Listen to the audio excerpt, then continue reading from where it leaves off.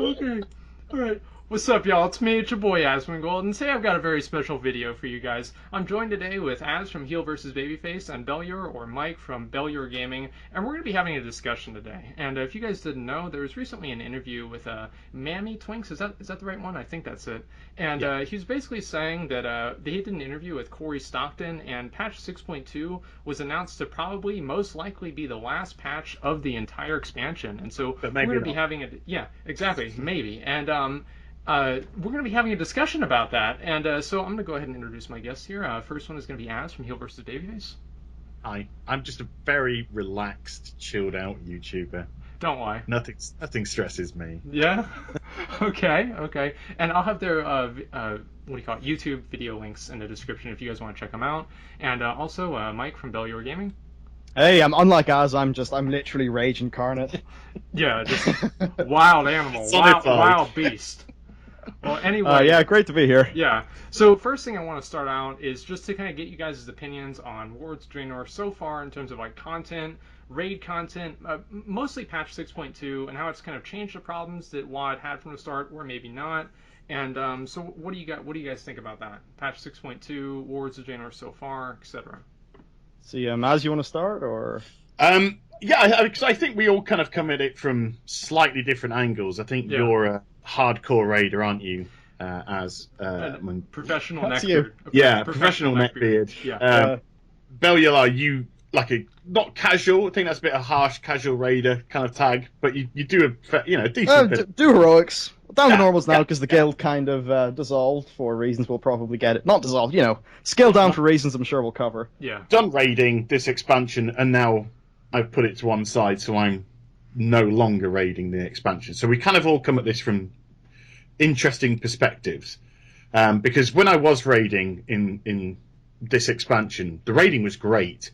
I thought Highmoor was fantastic. I thought the encounters were wonderful. I really liked the setup, the layout, the way that you could pick which boss or which progression path you wanted to go on, and all those different things made for a great experience in raiding. Blackrock Foundry, yeah, a little bit of the same. Some of the encounters better than others, but overall, pretty decent raid. Really liked the Black Hand encounter. Really liked that sort of dead or alive, going through the different layers of the battlefield sort of element to it. I thought that was really cool, and just passing raiding to one side because that was all good. Blizzard very rarely cock up raiding. Warlords has just felt after the leveling experience to be so sterile, just sterile. So you enjoyed the leveling experience? Yeah. Like, I think almost all of us did. And yeah, pretty much. How long after you hit level 100, whenever expansion came out, like how long did it take for you to kind of start realizing that, hey, maybe there's not as much content in here than I wanted it to be? Like when did the illusion begin to fade? I guess I could say. Well, I was never kind of a little bit melodramatic, but. No, I know what you mean, but I was never worried because I knew that we all beta tested it, whichever one you want to call it. So we knew what was there before launch, and I had always said that I am concerned for the end game. I don't think there's a lot there at end game, but because the leveling had been so good, the zones looked amazing. You felt pretty immersed in it from the get go. Wasn't too concerned because just when I started to get worried that things were going to really run out, they announced 6.1. We're going to do a PTR for 6.1 in January or wherever it was. So I was like, okay, brilliant. They've sort of already realised that their content has a very finite life to it. Their end-game content has a finite life to it. And here they're going to start fleshing it out. And I thought 6.1 would come. We'll get Farallon, like Tom said, would get in BlizzCon 2013, so I was thinking, excellent, we'll unlock Farallon. That'll be kind of like a timeless Isle area. There'll maybe be a BG comes into the game then, and all this kind of stuff. So I wasn't actually worried. I got worried during the PTR for 6.1 when it was very apparent. Yeah, there was just nothing there. I mean, look, I'm not going to rag on the selfie camera or the Twitter integration because the selfie camera it's a toy, it's a plaything, and I know so many people just like to do so. I mean, come on, we're a narcissistic society nowadays. That's all we do, and the Twitter integration is actually a really good idea because I use Twitter left, right, centre. But the fact that they were kind of like pushed as the focal They were the points. flagship Yeah. features of the Yeah, expansion. this is what this patch is about, because there's nothing else here. That was kind of like, oh god, don't do that. Don't, you just setting yourself up for ridicule. Yeah, I mean, It's when you saw that, and then you saw release candidate, Yeah. and it was, what? Where's the others? Where's the stuff? right, yeah, yeah. And I think that 6.1 brought in like a couple of good things. Like they had like the ore traders, and like all of those things are nice little changes, but they didn't really bring in any replayable content. Like I really had fun doing the Harrison Jones dailies, and that was nice to do. And doing like a couple of the bounty things were okay, you know, it's whatever. But it didn't really have like the same staying power as like maybe another point 1 patch, like patch 4.1, for example, brought in ZG and ZA in a Cataclysm. And, you know, that brought in an entire new way for people to gear themselves up. Yeah. If you were in Rapid yeah, dude. I mean, like, just that little couple of person raid that's Ulduar. No one really liked it anyway. No, it's just some spec in the north. That was it. So what about you, Mike? Like, I guess like what have your how have your opinions changed like since before, like since beta into like the release of WoD? You know, leveling up. When did you start to realize like maybe there might not be as much content? And what about 6.2? And like, how do you how does all that come together for you? Right, so with Warlords of Draenor, back in the beta, I kind of said, and I probably dig the video up somewhere, basically I said, first month, going to be brilliant, because it's front-loaded, and, like, the way all the loot, the progression's done, like, your first month, you're just fucking, like, loot everywhere, you're getting instant gratification, you've got the really good leveling up, the garrisons. I mean, they were fun enough at the start when you're actually building new buildings and unlocking new gameplay and new functionality, so that stuff was all cool enough. You know, mission table, I wasn't that hyped about it. I didn't maybe foresee as much how much of a problem that would be, but that's what I thought going in. Went in, leveling, brilliant. High Mall, brilliant. BRF, I kind of hate Blast Furnace forever, but that's probably just a small guild problem. Yeah. So, yeah, like overall, great raids the whole way through. The issue was just the world content and the way that raiding invalidated all the world content, and then garrisons invalidated all of the world content as well. And there was just so many times when they were undercutting their own stuff. Like, they kept on talking about how raid gear wasn't as exciting, and to their credit, they fixed that in 6.2 with the C mission, like cash thing. He's not giving you gear better than your level, but a lot of problems like that. So I was initially giving it the benefit of the doubt, thinking, right, back in MoP, we didn't have the strongest launch, at least like 5.1 came out and it brought that story that I think, like, a lot of people really liked. I was never really, honestly, I know that a lot of people like to think that Mists of Pandaria is great now since we're in WoD, which is arguably worse. I really did not like Mists of Pandaria. I thought that patch 5.2 was phenomenal. The Isle of Thunder was fucking amazing. I loved it. I mean, I still love it. Like, whenever I go in there, I just take screenshots whenever I feel like it. You know, it's awesome. But for a lot of the other stuff, I thought it really kind of had, in a lot of ways, the same problems that Warlords of Draenor has. But it's always kind of easier to look back and, you know, like, okay. WoD's got huge problems. Oh, yeah. I mean, massive problems. And I'm glad we're through why it. 5.2 was so successful. We didn't have to deal with any of the panda nonsense that was going on. Yeah, it was serious time again. We actually had Mogu, who seemed a legitimate threat. Yeah. We had the Zandalari, who were always popping up, causing us issues. So there's that lovely little connection for us there. We're on an island that didn't actually feel like Pandaria. It felt more akin to Silver Pine Forest or something, which had like been Duskwood decimated. or something. And it was really laid cool. out really well with this amazing sort of raid on top of this tiered system that you had to smash through by cooperating with either your own faction or the opposing faction. So well laid out. Lots of diversity on the island, bringing the Trove scenario with it as well. My God, the Warlock scenario with it as well. The rares were very cleverly positioned in the different areas. Everything felt quite seamless going into each other. 5.2, one of the best patches, if not the best patch, I think, of all time. Absolutely. I mean, it was a really great patch. Like, it's not that Mists of Pandaria was like the worst expansion ever or anything like that. I might think that it could possibly be, but just because there were bad aspects don't necessarily rule out the really good aspects. And I think 5.2 pretty much had all of those in it. But yeah, I think that a lot of people kind of look back and they say, you know, things are better then than they are now, and so it's very easy to kind of make that that comparison. I'd say with 5-1, like at the time, I distinctly remember not wanting to see the Horde place again because I had done dailies there, and Yeah. that was enough, right?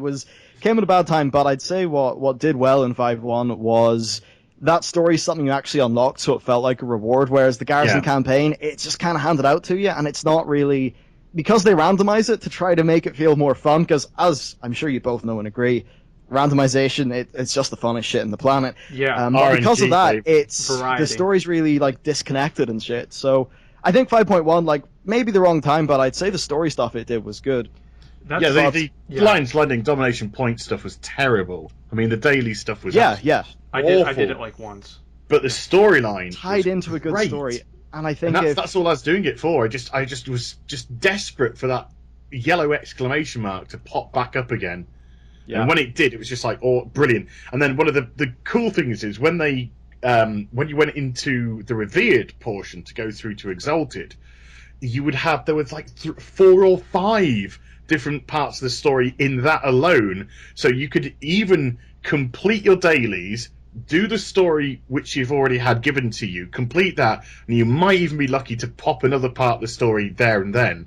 Yeah, And that felt was really cool.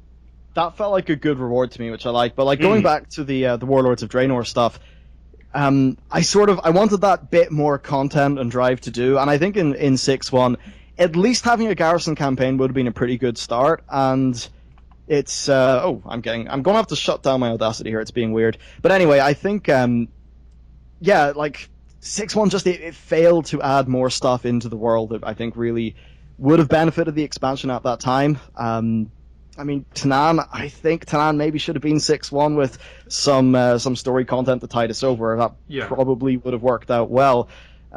Should we move into I don't understand why Tanan couldn't have come earlier anyway. Well, Tender Jungle apparently was going to be a leveling zone, and so I don't really think they intended it to be what it is now. And I think that there is like a bigger problem that wasn't really as much of an issue in Mists of Pandaria that there is now. Is that to me, honestly, like playing in Warlords of Draenor, it almost feels like I'm playing on like a private server. Because like nothing that we do really has any real significance or lasting value. Like we've already killed Archimonde, Gul'dan is dead, Grom is dead, I think Dirt has that too. Gul'dan's not dead. Gul'dan is Gul'dan's in the Nether. He's alive. Gul'dan is dead in our timeline. That's what I mean. So like we killed Archimonde. Okay. Gul'dan is dead in Sargeras' tomb. Grom is dead, killed I guess like with Manaroth. Duratan I think is dead. Valen is alive, but then he's also dead, and it's just so he's dead on the inside. Yeah. He's been sat in Exeter for 8 years. Nobody ever goes over there. Doing nothing. Yeah. What, you didn't read Wolfheart?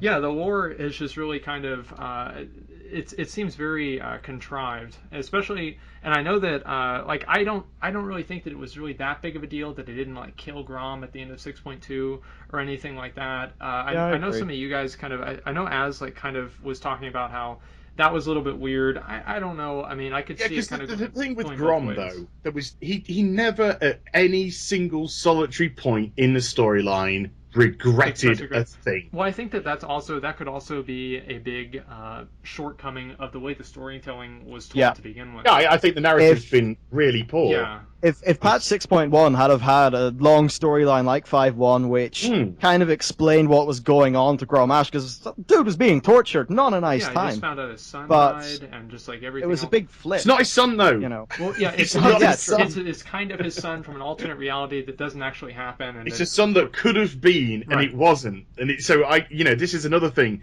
If they've just made this going back in time, I think that would have been slightly better because at least we would have had a more intrinsic link. But because this is an alternative timeline, nothing is what it seems. Yeah, and nothing has any Garrosh significance. is not your son, bro. Stop getting emo about it. Durotan is not Thrall's daddy. It's just it's a father you could have had, and all that kind of stuff. So I could never get that link together.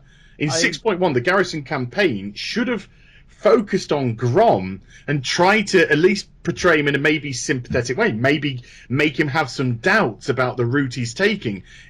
Are things going? Am I making the right decisions here? All those kind of stuff. We needed to empathise more, because when we got to that end storyline where he still refuses to drink the blood when Gul'dan returns back to him, and then Kilrock just steps up and drinks it, you're just like, who the fuck are you?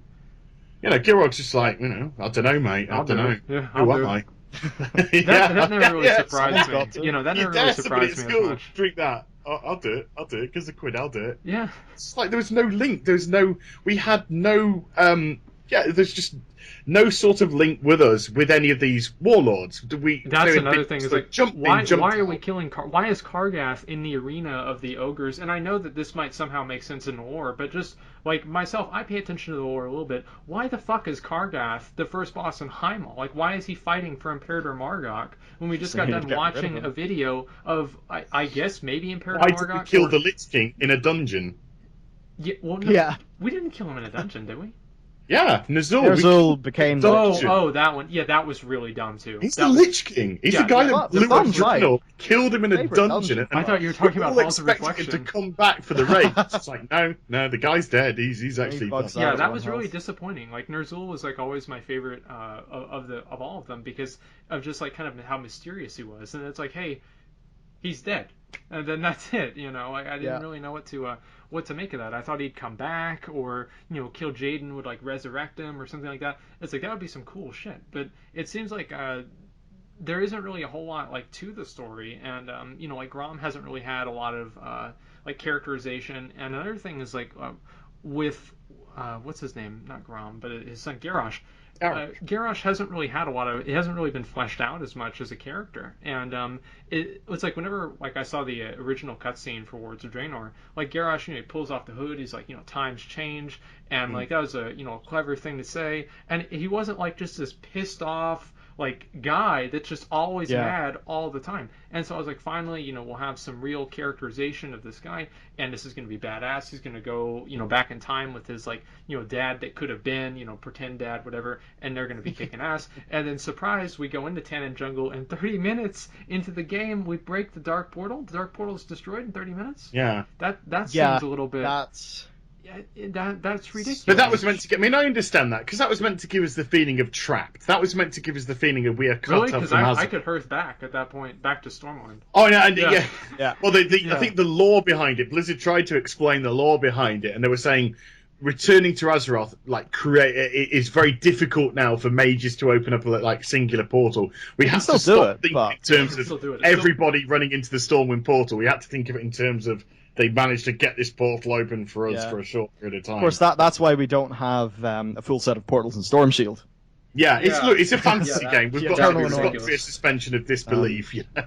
I think with the lore overall of Warlords of Draenor, what's happened is the expansion that they had in their minds and I think the story they really wanted to tell underneath it all has changed. And I think it's changed because of development reasons like, Tanaan was supposed to be a leveling zone, and then as of, I think it was November, October, they started developing it as a patch. Now it's a full patch. I think that's why a lot of their story changes just feel very like, arbitrary, now we're doing this, and doesn't really make that cohesive of a narrative or just allow people to care, I suppose. Yeah, that's. But there hasn't really been a narrative since the storyline, since the leveling stopped. Right. The reason why I think we had fun in the initial leveling, I know people are getting bored of it now because they've leveled 58 alts in this expansion. It's been fuck all to do.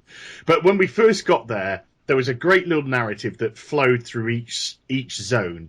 A purposeful storyline that went through each zone that was rounded off by a great little cutscene at the end. Regardless of whether or not you're pissed off about Ogrim Doomhammer getting annihilated. Ridiculous. I know. Yeah. I know. Regardless of that, there was a great you dishonorable bastard. That troll was cheating and okay. Just pushing all those to one side. At least there was a narrative that went through it. But it was a full thing. It was a flow. All narratives stopped apart from the garrison campaigns, and they flowed terribly. And then they just stopped in 6.1. Then we had this 5-month gap. Was it 4-month gap until this came out? Yeah. So we had this huge gap of no narrative. We've gone into 6.2, and lo and behold, there are 6 garrison campaigns in this patch. Half of them don't really feel connected to it anyway, and the end one is really disappointing. And there are, apart from that, no narrative again. So there is no empathy with anything in the game. Yeah, you can't. There's the only character that's really been developed, I think, at all is Yrel, and even Gul'dan.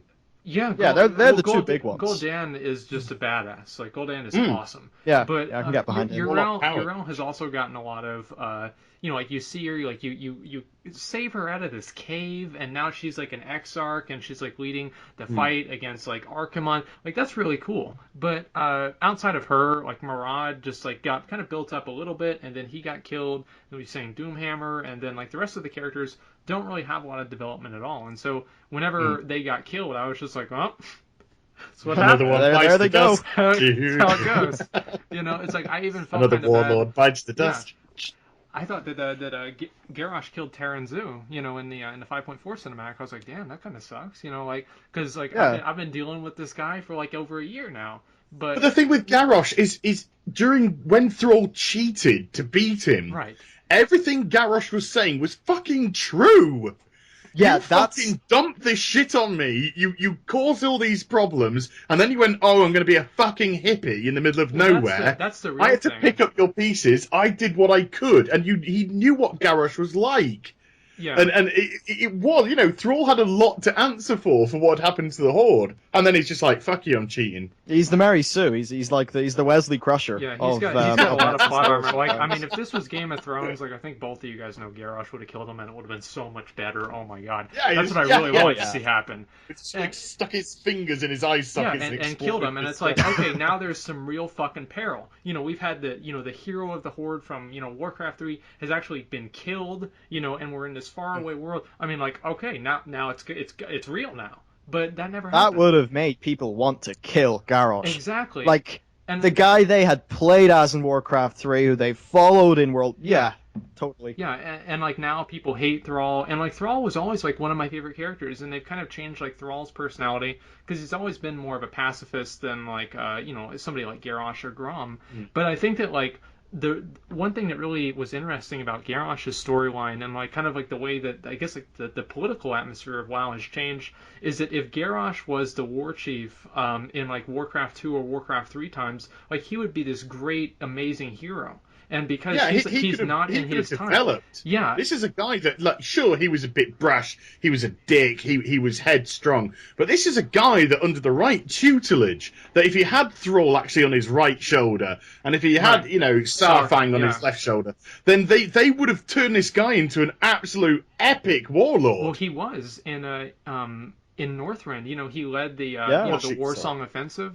And then, sorry, I meant war chief, but if it was in our time, they would have made him an epic war chief. Exactly, and they've kind of changed like the Horde to being like this more pacifist, where like the Alliance is actually more aggressive. And coming from somebody who's like been playing WoW or like the Warcraft series since like Warcraft 2, it doesn't really make a whole lot of sense to me. It's harder for me to kind of identify with them in the same way. And so like that's one thing I've always found interesting with like Garrosh's story is that he never really changed at all. Since like besides like being like really emo in Nagrand, and then he finds out his dad is like this great amazing war hero. It's this like really inspiring story, and he's inspired, and all this really really great stuff happens, and it seems like he's portrayed really well outside of the actual game, but the way he's portrayed inside the game is like just this big like hulking idiot. You know what I mean?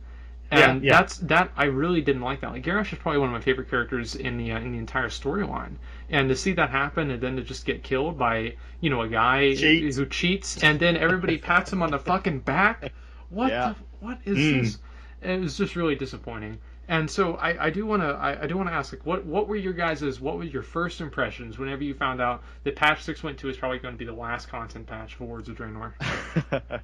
My first impressions were... They're not actually out yet. They were very interesting to hear. Yeah. Colorful, fun. It's just not good.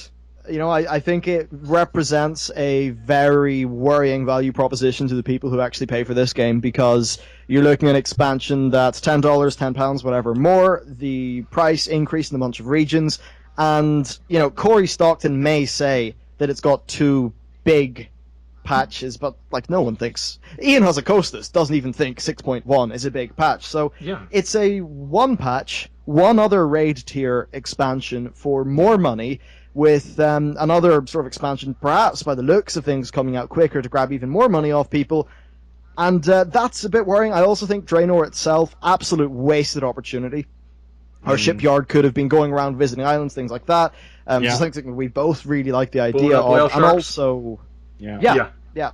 They could have also used the Farallon, scenario-based totally. design tools that they've got and literally cornered off areas for us to have fun with ship combat, exploration, deep-sea diving, almost like archaeology, digging up treasures. Just lots of different pathways it could have taken shipyard, and they just made it a command table. Moving on, then, like, Farallon, you could have had, like, lore-wise in our timeline, basically the Naru kind of arrived, various, like, crazy shit happened, Mechstar ended up on our planet, but they could have had, like, an alternate universe take on the Naru, like, landing down in Farallon. Maybe we could have had Tempest Keep version 2, some dungeons in there.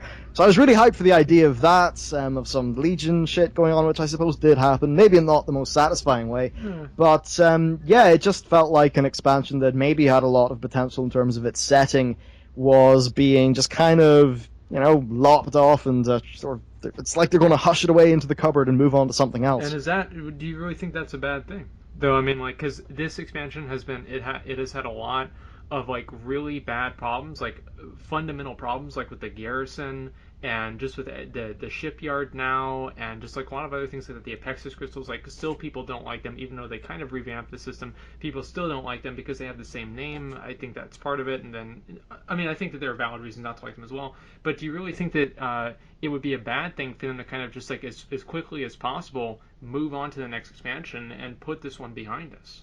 Well, the way realistically it's going to pan out, I'd say, maybe it's better for them to have the clean slate. But as of that Ian Hazzikostas interview, he was saying that, like, with 6.2, they started principal development in, like, November, so it was too late. They couldn't really, by the time all that, like, feedback came out, they couldn't really change it. Well, 6.3, so Farallon, or 4, whatever it would have been, that would have started development in, what, like March then? Something like that. Which would mean that they could actually have a sort of a valid way to respond to those criticisms. That said, I think the next expansion, and I do think there's a silver lining here, maybe. Obviously, actions speak louder than words. Yes. Like a complete fucking fleet of trucks, all full of salt for BlizzCon, to just watch out. But there could be a silver lining, and they could hopefully make the next expansion a proper clean slate. So I guess I'm mixed on whether I think it's good or bad. But the value for money's worrying. Yeah. I think the big problem is with this pretty much being determined as the last patch of the expansion is the fact that we're not going to get what you say. We're not going to get a quick turnover now into new expansion and a new start. We're going to have this for a long time. Yeah. 6.2 is going to be with us for a long time. Yeah, let's talk about It's not going to be 6 months. It's going to be a year. This is going to be with us for almost a year. I'm reckoning 10 to 12 months. Because we haven't. What Corey said. You remember before Warlords of Draenor was announced in BlizzCon, they had already found out that Blizzard had reserved a trademark name. And unless you want to say, okay, they're going to release Eye of Ashara this year or something like that. We haven't even had like anything like that. So there's been literally no talk of a new expansion. And between the time that it was announced at BlizzCon, which is November, it wasn't for like another year that the expansion was actually released. There's been no beta testing, or at least like open beta testing. There's been none of that. And so the best I could possibly hope for is like maybe Q2 of 2016.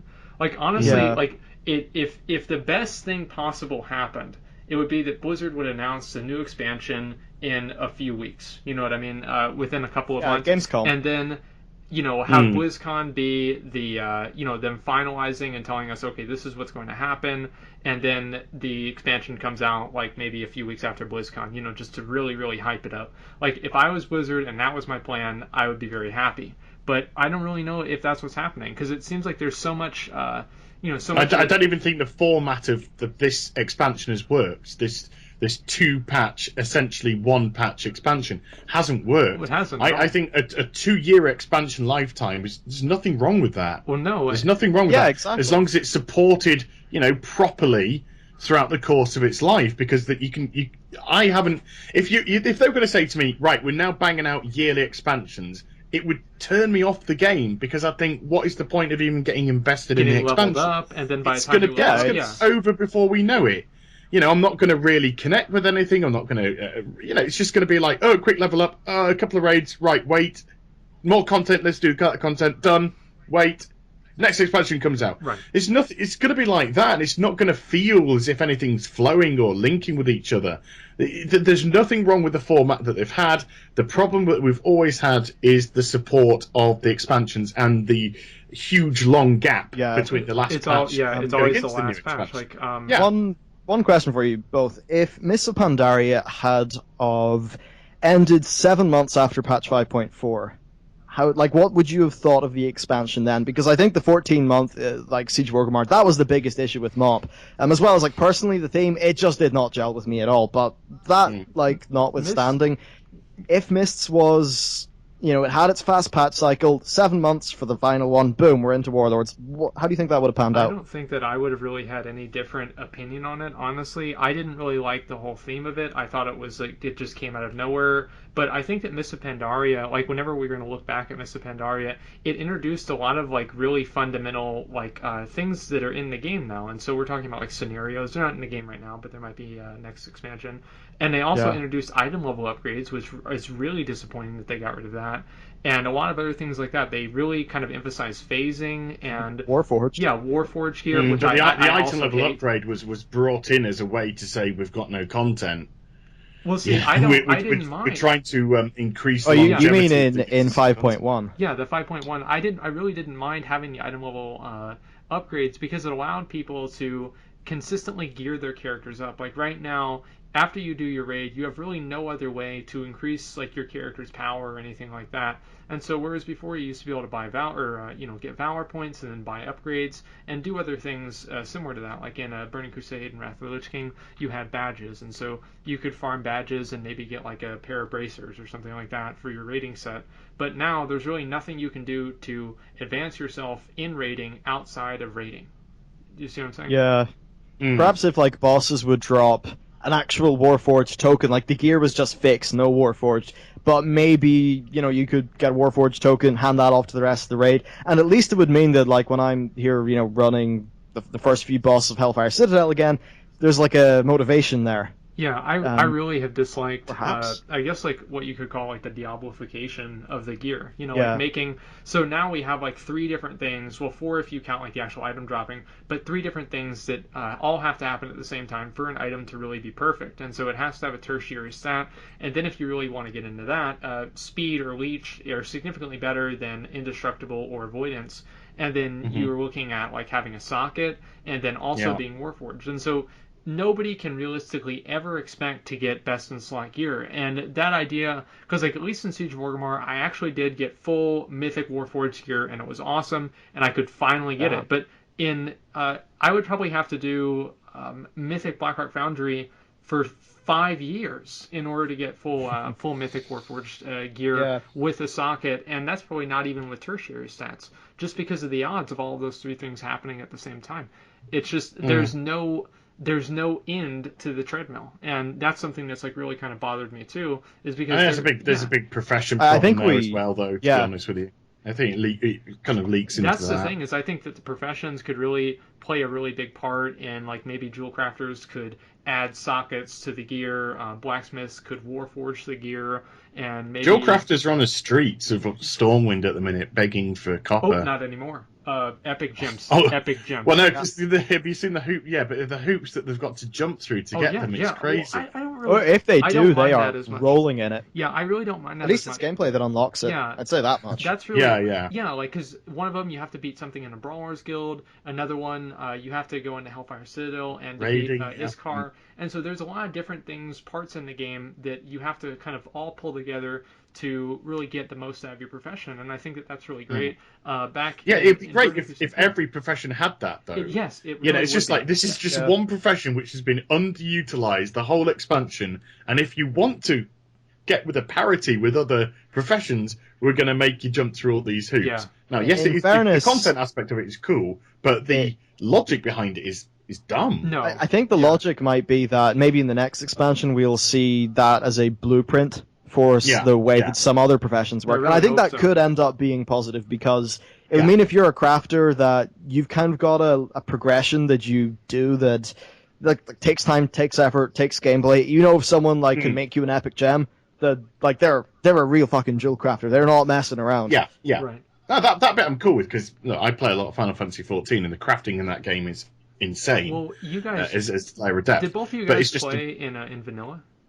Did no, any I of you joined guys? in TBC. Sadly not. Okay, so TBC, just but I was in an idiot vanilla, until that. like you were able to craft like Nax 40 level, not Nax 40, like AQ 40 level gear, and like for example, like warriors were able to craft the Lionheart helm, and so you had like crafting and professions were in a way a sort of in game. Like you could never really have like the best gear, of course, with crafting, but you could get yourself really far with just crafting your own gear, and you had to make your fire resist gear, and so crafting really had a big it had its real place in raiding, and now it seems like one thing that they've done is they've kind of made things more convenient, and a lot of these things that maybe like made the other parts of the game flow together better, and so like raiding with like crafting with like reputations and stuff, they've separated all of them, and so there's less real content that people have to do or feel like they need to do because that content is considered inconvenient, and I think that the convenience is kind of really cheapened the reward for a lot of people in the game in general. Yeah, no, very much so. Yeah. Because I love that aspect. I remember crafting my Mother Shiraz set for Black Temple and getting all of that, and that was really cool. So, it was brilliant. I like the whole ethos of it because obviously the more you got, the easier the fight was going to get for you. Black Temple was tough at the time, so when you got onto Mother Shiraz, that was coming towards the arse end of the raid, and you had this full raid in Shadow Resist gear, and it was just like boom, screw you. And that was just like one of the great things about that. It's just like suddenly you took this really difficult raid due to your hard work into one boss that you could just knock the fuck out. Right. And that was a really good feeling back in those days. But now, they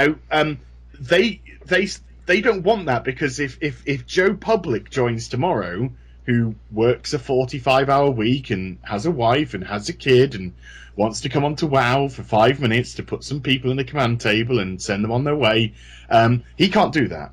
So if he can't do that, it's now deemed not applicable for the game. They're not looking at the bigger picture. They're not looking at everybody. They're looking at the lowest common denominator and saying, will that person do this? And if the answer is no, then it seems to get passed aside now. Whereas people that do have more time to put into the game are just left stranded and twiddling their thumbs because they don't have depth. Yeah. Well, also, I think you don't. You less like you don't want to make the time to play the game. I think one of the reasons why a lot of people maybe don't have time or aren't putting in the time in is because there's no point in putting the time in because of the way that they've sort of designed things with instant gratification, taking away, like inconvenience.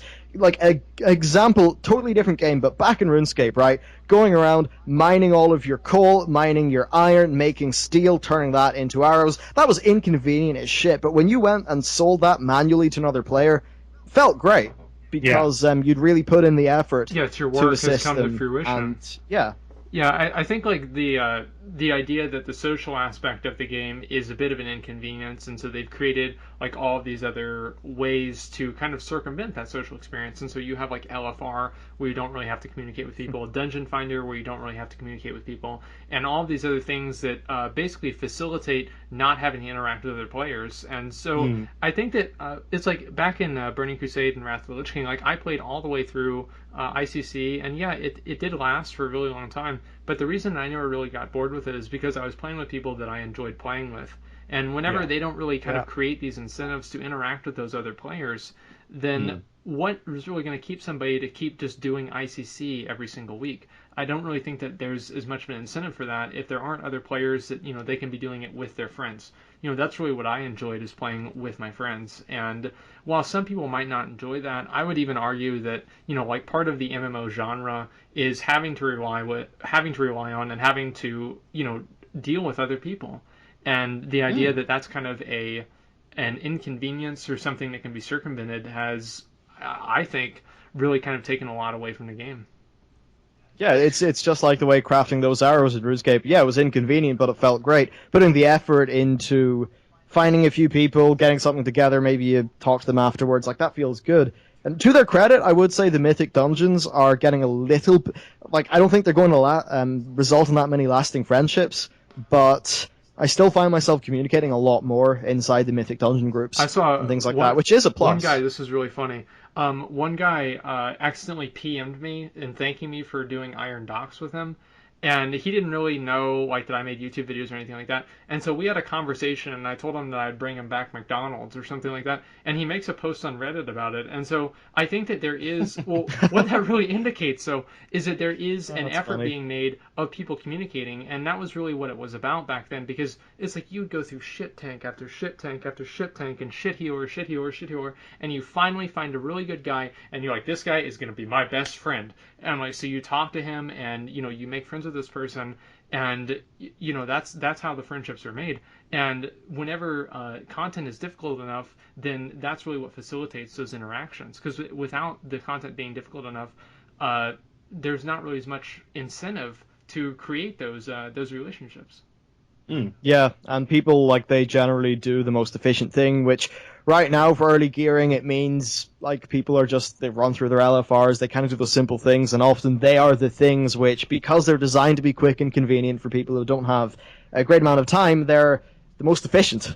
And that doesn't lead to, I think, lasting friendships or anything like that.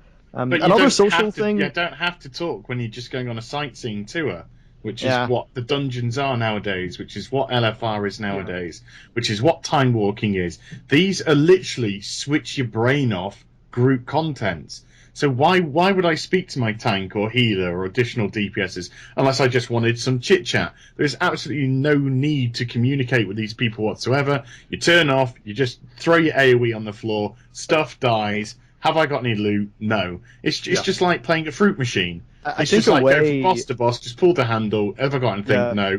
Stick another quarter in, move on to the next boss. A way to get a lot of that back without necessarily making ridiculous, like, raw numbers difficulty is more things that need to be interrupted that, like, actually do need to be interrupted, and a bit of CC. I think a good example is in Auchindoun.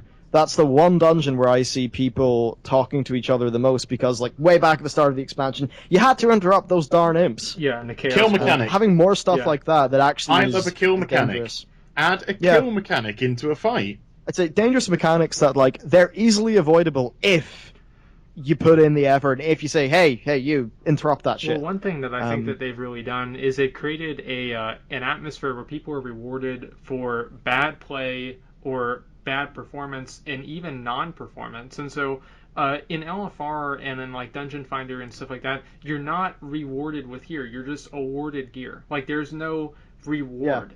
You're just present and you're given items. And so somebody can be playing very badly. Like back in the day, it's like if you played like shit, people weren't going to give you any loot, and you either like, okay, you're going to quit the game, you didn't think this is fair, you make your own groups or do something else like that, or you get better, and that's what a lot of people did. And so there's really no incentive for people to get better.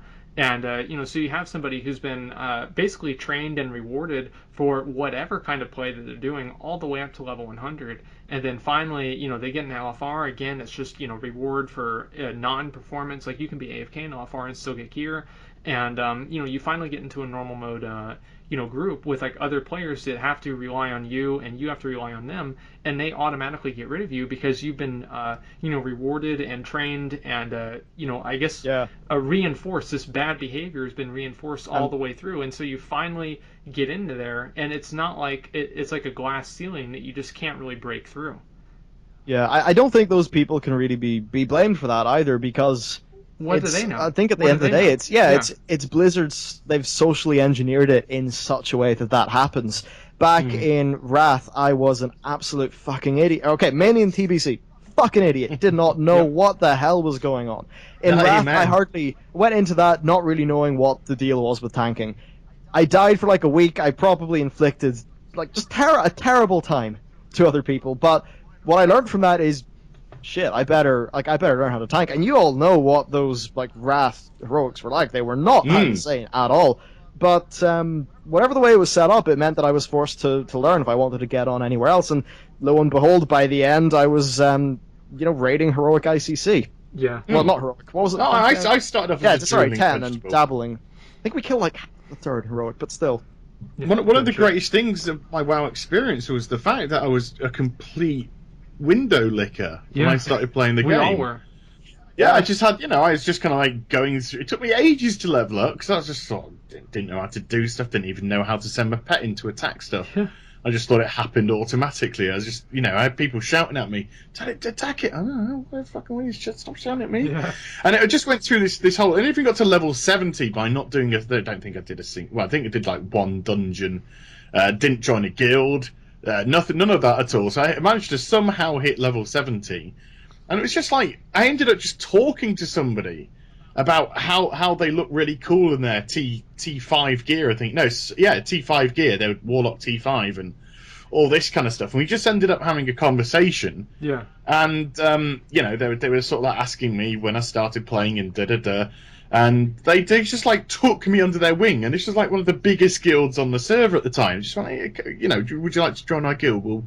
We'll teach you the ropes. We'll teach you about raiding and all this kind of stuff.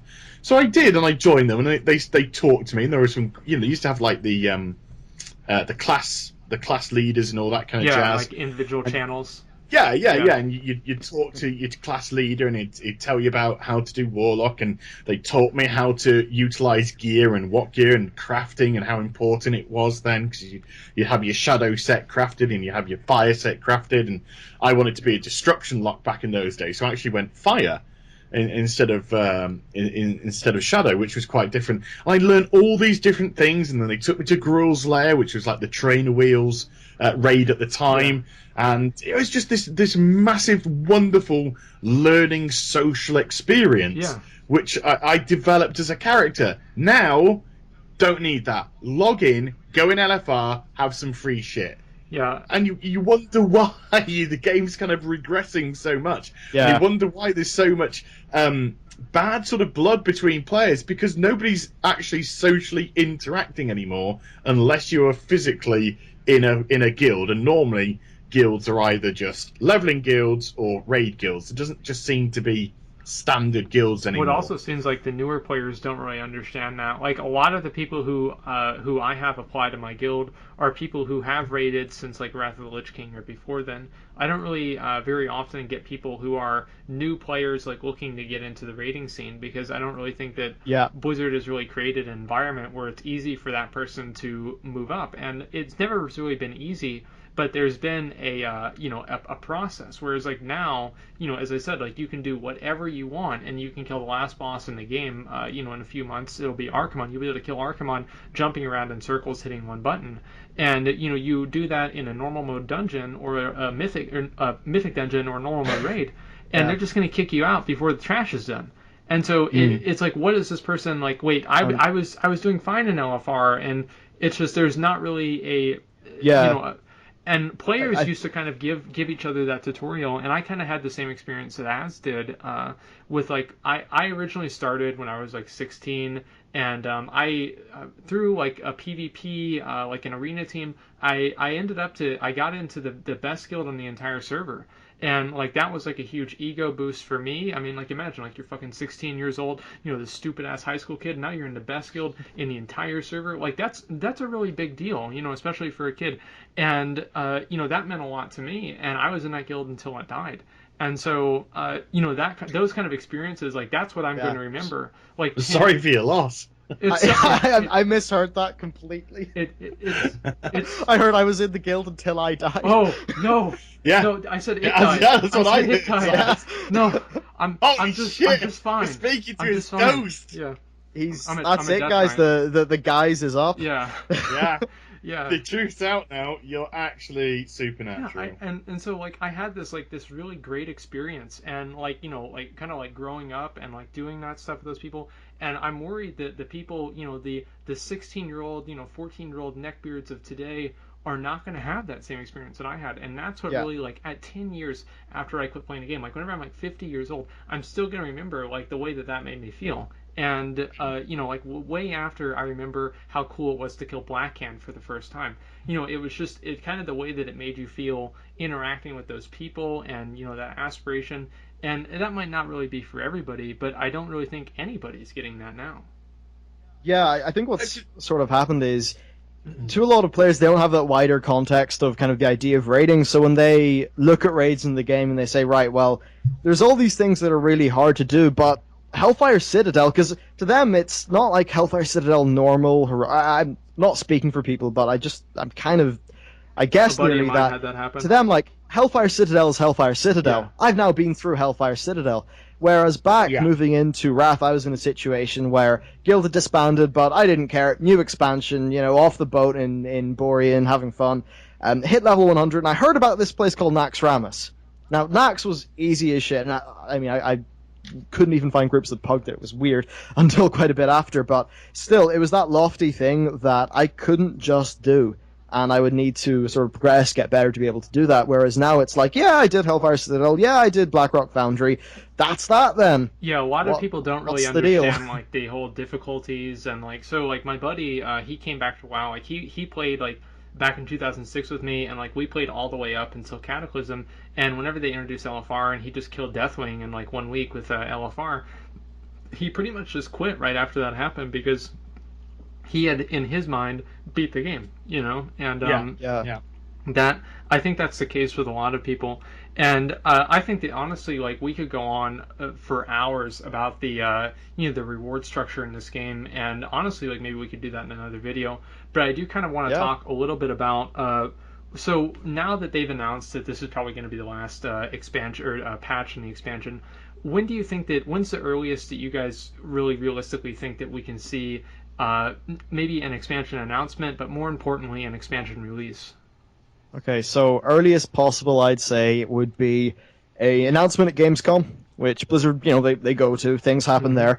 I think in the 22nd of July, there's a big Hearthstone announcement, so I don't know. I don't even know what date Gamescom's at. But anyway, you could have expansion announcement at Gamescom where they sort of show their initial little hype trailer. They go into a sort of a broader concept thing and then say, but hey, we've got more at BlizzCon. Then BlizzCon comes around, that's when they just launch into the hype, full blast. And maybe before BlizzCon, that's when they're doing their internal beta testing and things like that. Right after BlizzCon, they announce, like BlizzCon's done, that Saturday or Sunday or whatever. Next Tuesday, boom, that's it. The beta's going out to everyone. Then we have a release perhaps in February or, maybe February through like May or something. Only issue there, I suppose, is having a beta go on during Holiday the kind season. of like holiday Yeah. stuff, but still, that's the earliest possible. What I think's likely is expansion, like announcement at BlizzCon, and then it sort of comes out in the standard affair. Maybe it comes out, say, in May. I'd say May would be possible because they definitely want that Warcraft movie hype. Yeah, I'm wondering what's going to happen with that too. I think the earliest we're going to see it is BlizzCon, because if you listen to the interview yesterday with Corey Stockton, the language, the very deliberate language that he uses, is not comforting as regards to how long this content is going to last for. If you go back and listen to it very specifically, the way he kind of phrases things leads to believe that this is actually going to be with us for a while. He very carefully stresses that they're not rushing anything. We're not trying to push anything out the door quickly. We want everything to be ready. We're Blizzard Entertainment. We want it to be at the highest quality. And all that kind of builds up is to... Yeah, I know, we could do that all day long, but all that builds up is you're going to have 6.2 with you for a while. So I don't think they're going to break from the formula at all. I think BlizzCon is their baby. BlizzCon is where they are going, because Gamescom can be a partisan audience for them, because it's not just World of Warcraft there. That is a potential audience that can turn on them. BlizzCon, that's not an audience that's going to turn on them. BlizzCon is where people are turning up because they love Blizz, they support Blizz, they're mad about whatever games they do, and so they're turning up to cheer the people that are coming up on stage. But sorry, if they came on stage to make the announcement at BlizzCon and people were booing, it would be unbelievable. It's not going to happen. I don't think Metzen, when he does his big fist pump, is booable. He's badass. I like him. Well, there's a lot of good things happening. Kills. There's a lot of good things, but it's just overwhelmingly like this. There's a real breakdown in communication, and I think that we had the interview with Ion Hasekostas, and he said that basically patch 6.1 wasn't really a major content patch. It should have been like patch 6.0.2 or something like that. And then later on, like just yesterday, we have Corey Stockton say that, okay, this, we had the two big content patches, 6.1 and 6.2, and there is really kind of a disconnect there.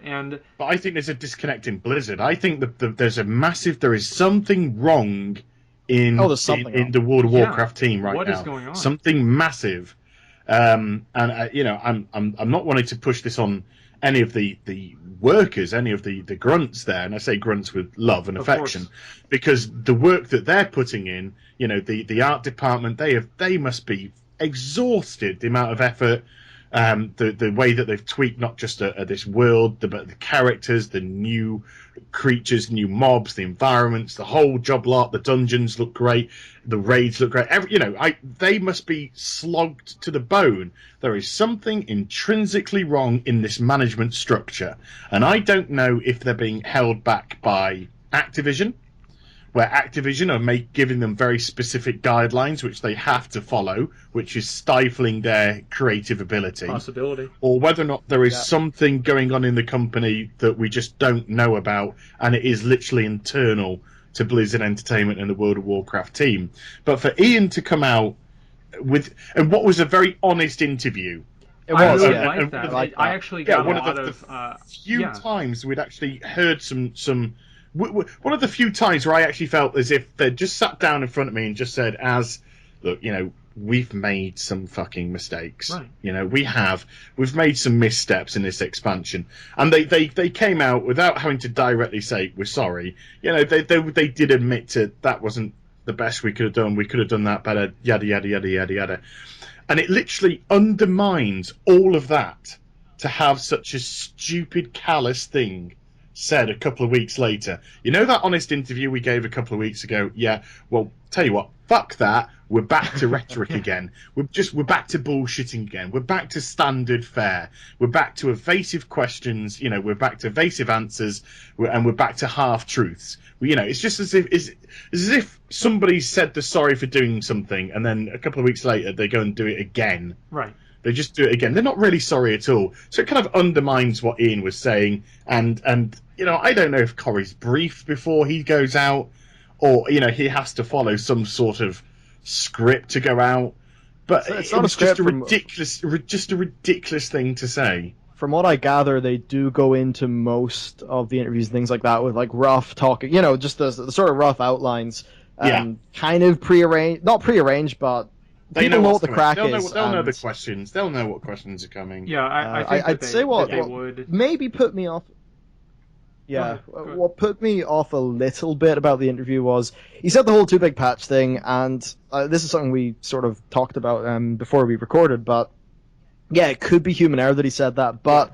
He also sort of said, sometimes we have a 4-major patch expansion, like Wrath of the Lich King. Sometimes we have a 2-major patch expansion, like Warlords of Draenor, with 6.1 and 6.2. I think what he said. I think what he said was that we've done 3 patch expansions and we've done 4 patch expansions. This time we were operating off a 2 big patch expansion. So I don't think he said we've ever done 2 before. But he said, But he said, with this time we're operating off a 2 big patch. Those are his exact words. And of course, Ian Hazakostas recognises that 6.1 wasn't even a proper patch. I'm just waiting for that second big patch. And then if we have to, if I want to go all fucking tin foily here for a little bit, another thing is, of course, there is another deep-rooted problem in the fact that Tanarn should have actually come in 6.0. So is this even actually a bona fide patch in itself? Right. Because Tanarn was essentially meant to come out, it was like at the 11th hour coming into the release of Warlords of Draenor that Law tweeted out, I believe, from what I can recall. If I'm incorrect, I'm sure the comment section would just... It was in the era of just major Twitter announcements. It's just sort of like, oh, by the way, somebody, I think somebody said, what's going on with Tanarn? Tanarn's still not open for testing yet. I think Law just kind of replied by, Tanarn's going to be patch content. Not going to make it, buddy. Sorry. Yeah, it's kind of like that, just sort of as if you could just brush it off, and everyone's like, whoa. Yeah. Because if it was legitimate patch content, then it would have been, they would have said it like Tom Chilton said when he talked about Farallon, when he said, "Oh, you'll be going to Farallon in a patch." Right.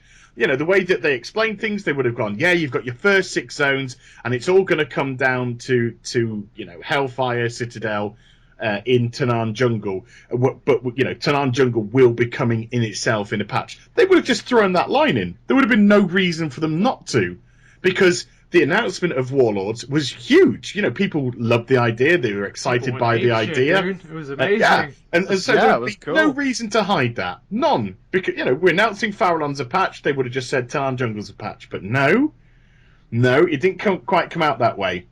So 6.1, as this really is maybe 6.5, because we're actually getting something which should have come out at launch. So there is some really, I think those kind of informations, this is what's affecting the community. This is why we are getting kind of really pissed off. I think this is why yesterday's video that I did is maybe connected so well with what people are kind of feeling, because at every turn we are just, I think everyone believes we're being treated like fools, and I think we're being treated not just like that, but literally just as money buckets.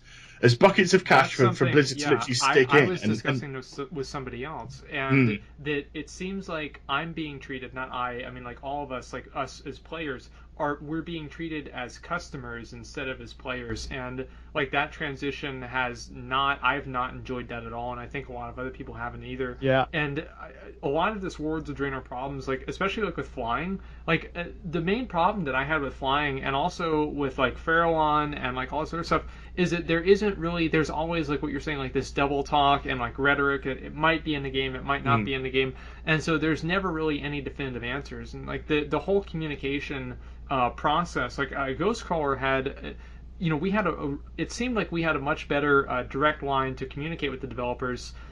Whereas like now it's really kind of harder to get an answer on something that's on a larger meta level. Like we can maybe get an answer of like, you know, I asked like the WoW devs if the patch 6.2 reputations were done, and they said no. So they told me like these little things, sure, but on a meta level, we don't really get like you know, those same blog posts that Ghostcrawler would do, and we don't get that regular communication with the developers that people are really kind of looking for, especially now whenever you know, there's so much uncertainty. And you know, I think they did that that Q&A session on Twitch TV, and like for me that actually the fact that they admitted a lot of their problems actually gave me a lot of real confidence that like, okay, you know, maybe things might be turning around. And this, I think that was the way that I felt, and I think a lot of other people felt that way. And now to turn around and have like not only that kind of change back to like what you're saying, the rhetoric, but also some of the things that were said in the Q&A session turns out to not even be true, you know, or not necessarily not be true, but not be said in the same way, you know, like with the 6.1 being a big patch or not. Yeah, it's like as if that we're just interview, expected to swallow nonsense. Sorry, mate. It's just as if we're expected to swallow nonsense.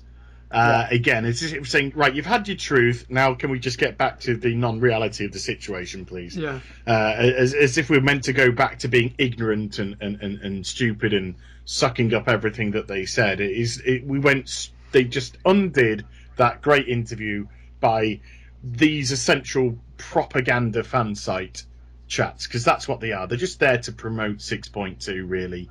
That's essentially what they're meant to be. They're meant to be kind of like, yay, 6.2's out, Hellfire Citadel's out.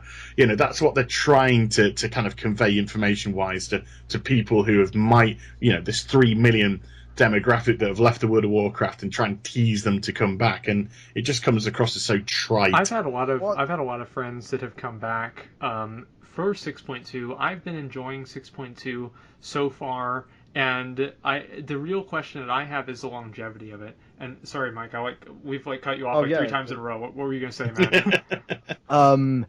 Oh shit, it was a real good one as well. Yeah, the interviews. Wait, hang on, we're nearly there. We got time. Oh, we're not. God damn it. Yeah, so with all of those interviews that they did, actually, let's just go ahead. My mind's blank. Okay. That's funny. One thing that I think that correct. That's fine. If you remember, let me know.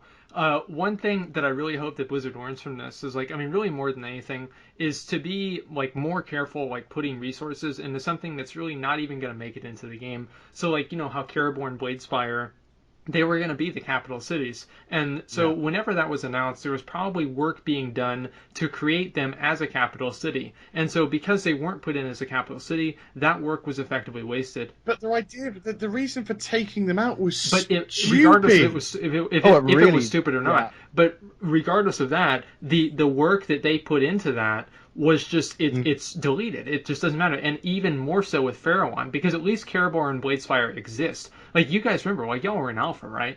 Like, you remember? Oh, yeah. You remember? Paragon It was was on there. the map. It was on the map. Yeah. The top right of But the Gorgon. physical island was Yeah. there. It was being built. Right. There are And so screenshots there of the obviously, data mine. there obviously was something that there was a lot of effort being put into this. And if Pharaoh doesn't make it into the game, you know, there's going to be no fungal whale sharks. And guys, I'm going to make an entire video about this, but there's been a very disturbing lack of sea monsters in Warlords of Draenor.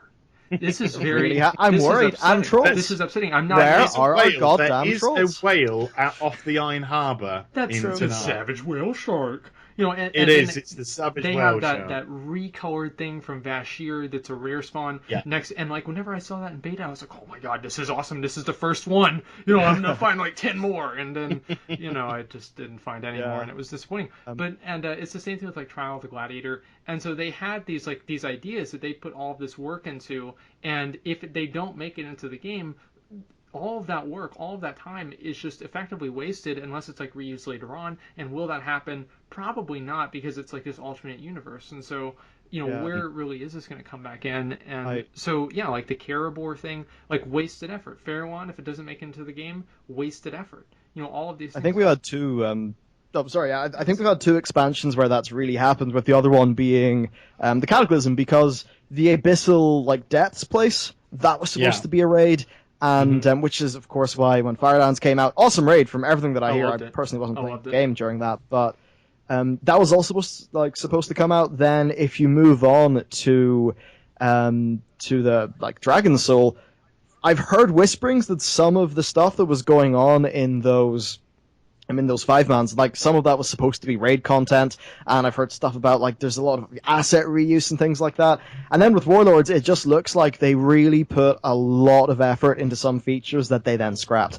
And I think the overarching problem, we were talking a while ago about like what's up at Blizz, I think a large part of it is just like production issues. I don't know if it's that sometimes I think they're failing at ideas. I think it's that sometimes they've got big ideas, they fail at them, but they fail at the stage when they've put months of work and months of effort into it, which just means that what actually hits the game is not that big. But of course, like Wrath of the Lich King, that like Gundrak was supposed to be a raid. It had loads of stuff that was supposed to. Yeah. But they still managed to get enough in. And the other thing I was going to a whole mention lot about in. the interviews, which I've now remembered, yay, Hey. was like I think there's a lack of self-awareness that they show sometimes. Like Corey Stockton is an intelligent man. He's got to be if he's been involved with World of Warcraft for so long, and it's been such a good game for so long. Sure.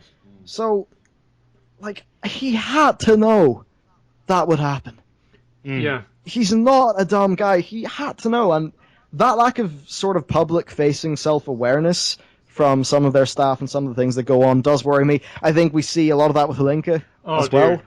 I've heard a lot of stuff about Halinka banning people or just instant blocking on Twitter. I made a video about that yesterday. That worries me. I made a video talking about how now I don't know like if you guys are aware of like this whole issue, but there's been an exodus from Horde to Alliance, and now the Alliance win almost every single battleground, almost every single time. And so if you play Horde, as you're going to love this one, if you play Horde, instead of actually clicking the inner battleground, if you're Horde, what it should do is it should take you to the cash shop to buy a faction transfer. You like that? Oh! You like that? Yeah. I like that. I like that. That's And good. so it's totally true though, because like there's no way really to succeed as a PvPer as a as a Horde player. And so if you play as a Horde, you're systematically disadvantaged. And Holinka, like, because I made a video about this, and somebody I think I'll pull up the thread and I'll read it, because I honestly couldn't even believe this was true. And like honestly, I really could not believe it was true. And I'm trying to find Asmon says to tweet Holinka, but if you do and give him suggestions or even the slightest criticism, he'll block you. And if he doesn't, he won't respond to anything except positive feedback. Good luck. And honestly, I really did not even believe that, because I couldn't believe that somebody who is, the senior lead PvP developer is actually blocking people who are criticizing his game. And I understand, Holinka, you fucking piece of shit, you're ruining PvP, I hate you. Yeah, and so not... okay, if you're tweeting him that and you get blocked, fuck you. You should get blocked. It's the overriding rule of life is just like, don't be a cunt. But I'm assuming that is not what's happening. And if it is what's happening, then I apologize, and that's fine. But if he's actually... I'm going to come to Holinka's defense here. Because day before yesterday, he tweeted a picture out. The Ashran? Which, retweeted a picture, I should say, that showed Ashran, and it showed a confrontation between a group of Horde and a group of Alliance. Right now. And he says something along... I'm paraphrasing here, so bear with us. But he says something along the lines of, I believe in this tweet. I'm getting a lot more pictures showing this kind of thing happening in Ashran. Seeing big fights like this a lot more often in Ashran the last 2 days. That's what he said. Yeah. So I tweeted him because that was kind of like the straw that broke the donkey's back with me. So I tweeted him and said, you're seeing this because people are farming their honor kills for the huge conquest reward that you give for the weekly. Yeah. And he actually replied to me and he said, look, I'm not saying that it's, fixed. I'm not saying anything like that at all. We know there are issues. So he did, that was, I said something critical. He replied to it. He acknowledged that he wasn't trying to say everything's hunky-dory, even though he probably was. But, he was trying to show off that people are in Ashran, whatever he wanted to try and, like I said, propaganda do. But he did have to come out there and say, no, look, I'm not saying PvP's fixed. So, in fairness to Holinka, I don't know if he's blocked me. He might block me. If the hotfixes do mean more people are actually doing PvP in Ashran, then that is a good thing. Not necessarily. Like what they've done. Do you spend a lot of time doing PvP? Like I only really do. I used to. I don't really touch do it it to get the elite gear, and outside of that, I'm like really kind of outside of the loop. And so I was just in the loop, and so I'm now just still getting out of the loop, but I'm still in it, so I know kind of what's going on. So there's and I got it too, by the way. There are these boxes, RNG boxes, that you have to get from Ashran, and they contain your offset gear with different stats, and you can't buy that gear from a vendor. And so you have to do Ashran for a chance at this RNG box that might have your best in slot item in it, or not. That's why people are doing Ashran. And you have no control over what is going to be in that box. It is an RNG box, and they said that they had some like bad luck protection. What is that? I don't know, but... you have to actually do Ashran in order to get those boxes, and that's why people are in Ashran. And that's what I really hate, is this, like, somebody could potentially go through an entire season and never get their best in slot item.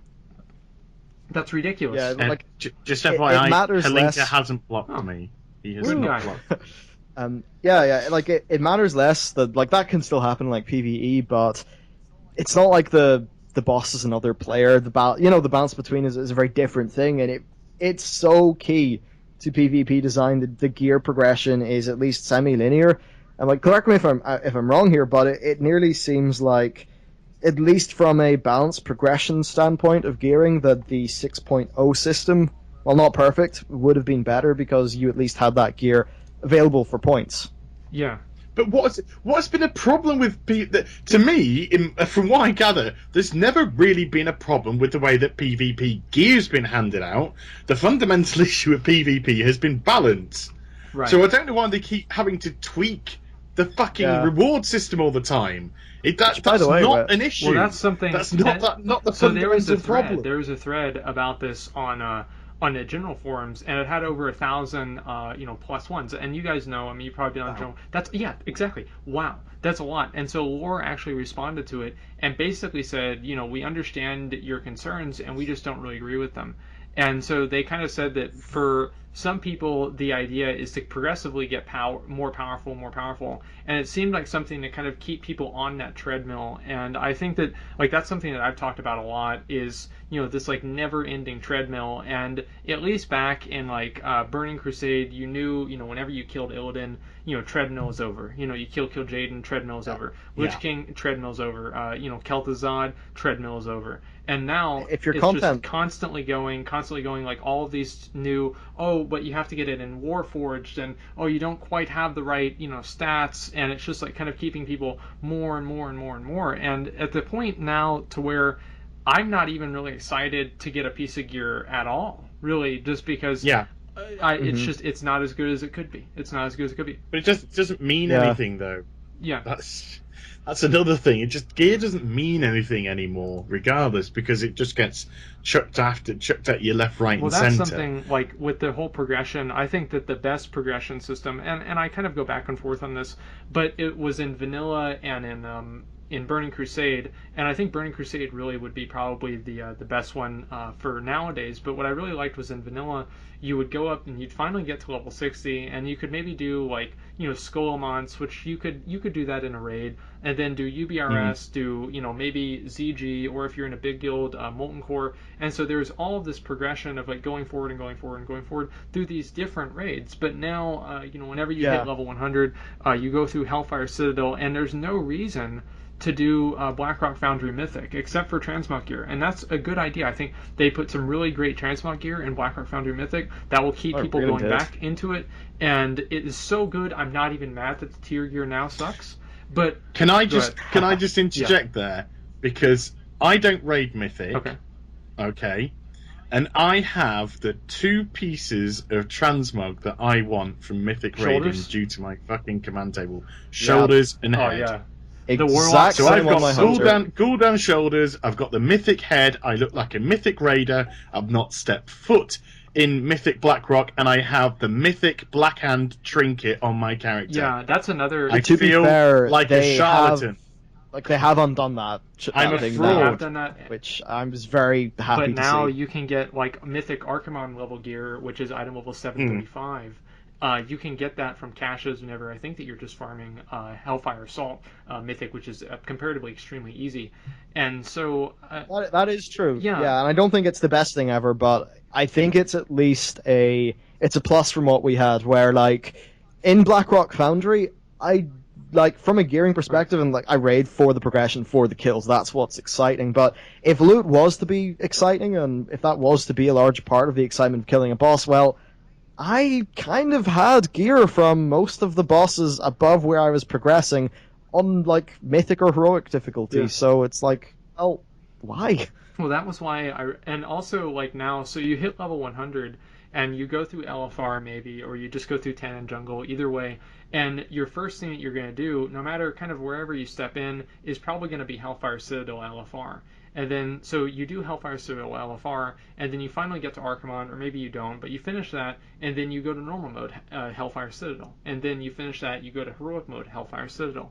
And so you're just repeating the same thing over and over and over. Yeah. Whereas in Burning Crusade, and in especially Vanilla, you were moving through different dungeons, and there were some times where, like Nefarian was significantly more difficult than, like, let's say, the first boss in, I just can't remember the name, the first boss in AQ40, and so you would maybe clear a little bit of AQ40 and then go back and try and kill Nefarian, and so there were all these other different things that you could do, but it was just linear progression through different kinds of raids, and whenever you're just kind of, progressing so you can progress again, it kind of takes away, in my opinion, a lot of the value of making the progression to begin with. Yeah, the way it used to be, they would add more content sort of on top of the cake. You get more layers, but they wouldn't then effectively remove the other layers.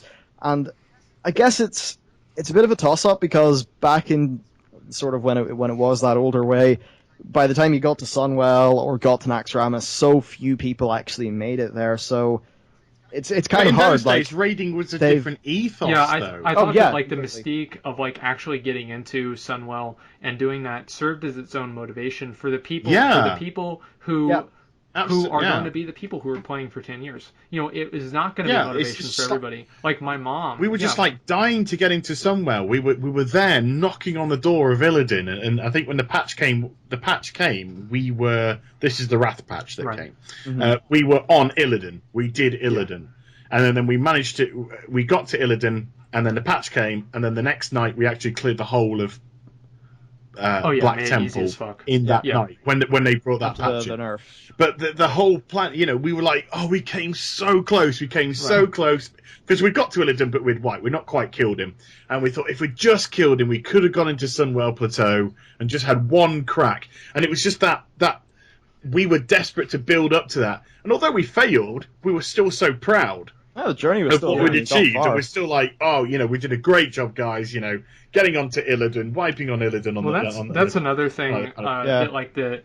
That Warlords of Draenor is probably the first expansion that hasn't really had like a centralized end boss. Like we didn't even really know Archmon was going to be the last boss until very recently, comparatively. And, I don't think they did. And so, like in Burning Crusade, they flat out said in Burning Crusade, like I mean, Illidan was on the box. You know, he's in the he's in the thing. Who are we gonna kill? Fucking Illidan. Wrath of the Lich King. Arthas on the box. Yeah, Arthas is on the box. At least we knew. Garrosh and more like Garrosh was kind of out of nowhere. Like they had said that it was going to be Garrosh, and so way beforehand, and so I knew it was going to be him. And like Miss is kind of where that narrative, a direct narrative, kind of fell apart a little bit. And Warlords of Draenor, like kill Blackhand, that kind of makes sense. Imperator Margok, I don't know why. I mean, it doesn't really make a whole lot of sense to me in the same way that it did with like Yogg Saron or a New Barak or something like that. And one of the other. I think it was trying to show the dissolution of the Ogre Empire. I think that's what it was trying. No, to... I understand like that there was a lot of logic behind it and like lore behind it. It's just again like that lore really isn't fleshed out in the actual. I think a large part of it is they've really focused, like in Warlords, we were, it was us gallivanting around the place with Murad, with Ural, whatever the Horde people were. We were doing that. It was very, I know it's Duratan and Gunnar, whatever, but we were kind of running around with them, fighting the central enemy. But if you were to contrast that with what went on with Wrath, where you weren't the superhero, I did a video about this a while ago, but with Wrath, you were really exploring the world of Northrend. I don't think we really explored Draenor. We were there for a purpose with our buddies. We did that purpose, and I think that's why you had that sort of single like narrative. And in terms of building up enemies, game right now though. Yeah, and in terms of building up enemies though, we don't get out into the world anymore. Well, yeah, also everything in the leveling. world, it seems like the zones are built. They're not necessarily built. They're built in terms of function and not form. And so I was looking at like some of the old dungeons, or not dungeons. I'm sorry, I didn't really mean dungeon. I meant zones, like outdoor zones. And like an exception to this is like maybe Shadowmoon Valley, where you don't really spend a whole lot of time in Karabor. But again, like we know that was because Karabor was supposed to be the main city. But like you go back and you look at like Red Ridge Mountains, and like it seems like they built these zones, to look really nice and really cool, like so you can explore them and everything else like that. And they kind of put the quests in those zones rather than they thought of like a quest idea and they kind of built a zone around to facilitate these quests. It was sort of low key enough for you to really kind of feel like, this is like a believable world that I'm exploring in. But with the Northrend stuff, and just to quickly finish off that point, and like why people were so hyped for Yogg, well, I was anyway, or for Lich King, it's that with every single zone, in that you would stumble upon, oh shit, here's the Iron Dwarves again. You'd stumble upon plot threads which spanned every single zone to varying degrees. And it's not like you were only the superhero person, like when you and Tyrion kind of, took names in Icecrown. But before that, I think that slower, more low-key exploration and sort of discovering those things on your own led to, I think, a better narrative of the world. Because what Blizzard have always said is, like, the main character of World of Warcraft is the world, and I think moving away from that and the leveling and the narrative maybe makes some of the stuff a little bit weaker. I dislike that a lot as well. I really liked in vanilla, it never really called you like the hero or anything like that. And by the way, it did call you the hero whenever you finished the Scepter of the Shifting Sands quest. Holy shit. Hero. Yeah, but besides that, like you're just this guy, whatever. Yeah, just go kill some turtles for me and bring me back some meat.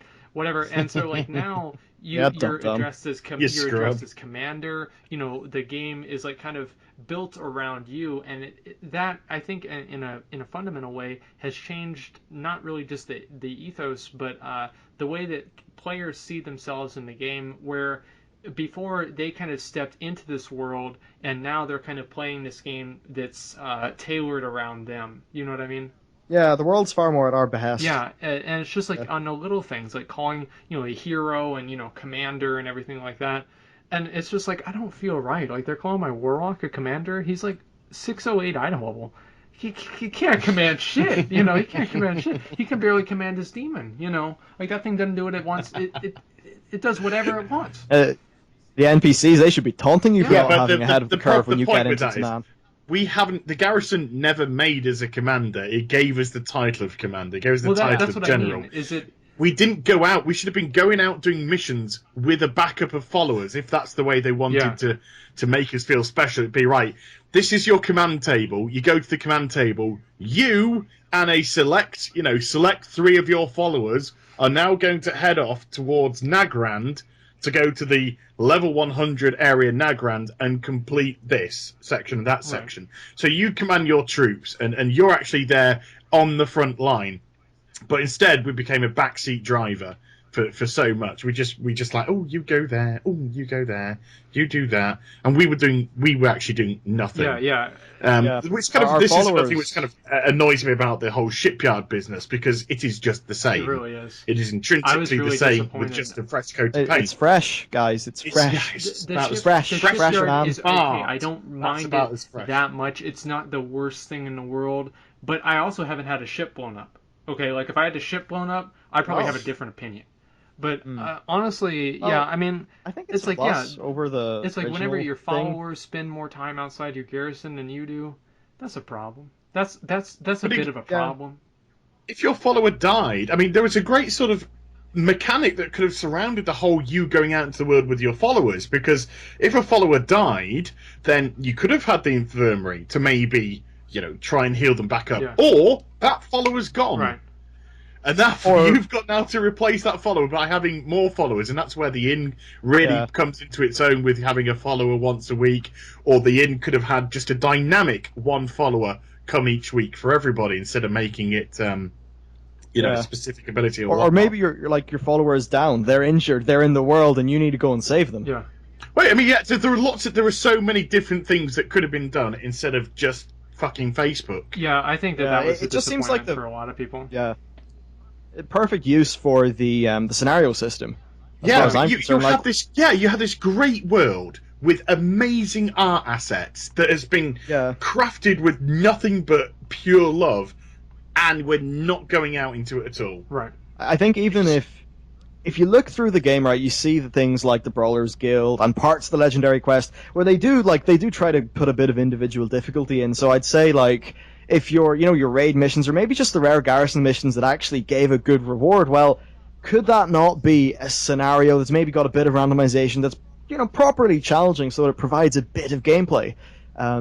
Stuff like that, I just think would have been a lot more fun for people. It would have involved playing your character more. But the problem with all of this, though, if even this farting that we've all done, is it's still single-person content and doesn't solve anything of MMO. Well, it doesn't solve anything about I'd getting say people together to do stuff. I think having a mix of strong single player and the other stuff's good. Like, I wish the Garrison campaign was, maybe 5-6 hours long. Was based off like the legendary trials, the Kairos fight. I'd love more shit like that. I thought that was really the first fun. one was really cool. Yeah, with Kairos, it was like a mini raid boss. And if you want to teach if this is people, what's to come, this is going to be cool. But no, if you want to teach people like really the fundamentals of raid mechanics, at least some things like bouncing Kairos's balls up and down. Well, you could have done that more in the Legendary Quest in the Garrison campaign, but they kind of didn't.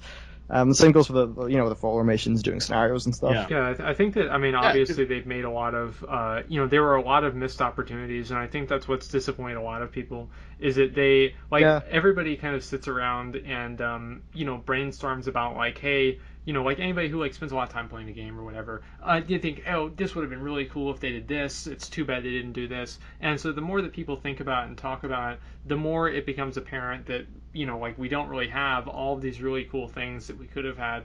And like, we were talking about at the beginning of this, the Isle of Thunder, Isle of Thunder, the treasure trove scenario. That was a really cool, fun thing to do. And more things like that. But I do agree. I think that the biggest problem with the game right now, more than anything, more than the lack of content or anything like that, is the lack of social interaction that's being facilitated. And if they fix that, if they have some sort of way to fix, and it's not just something, flip the fucking switch.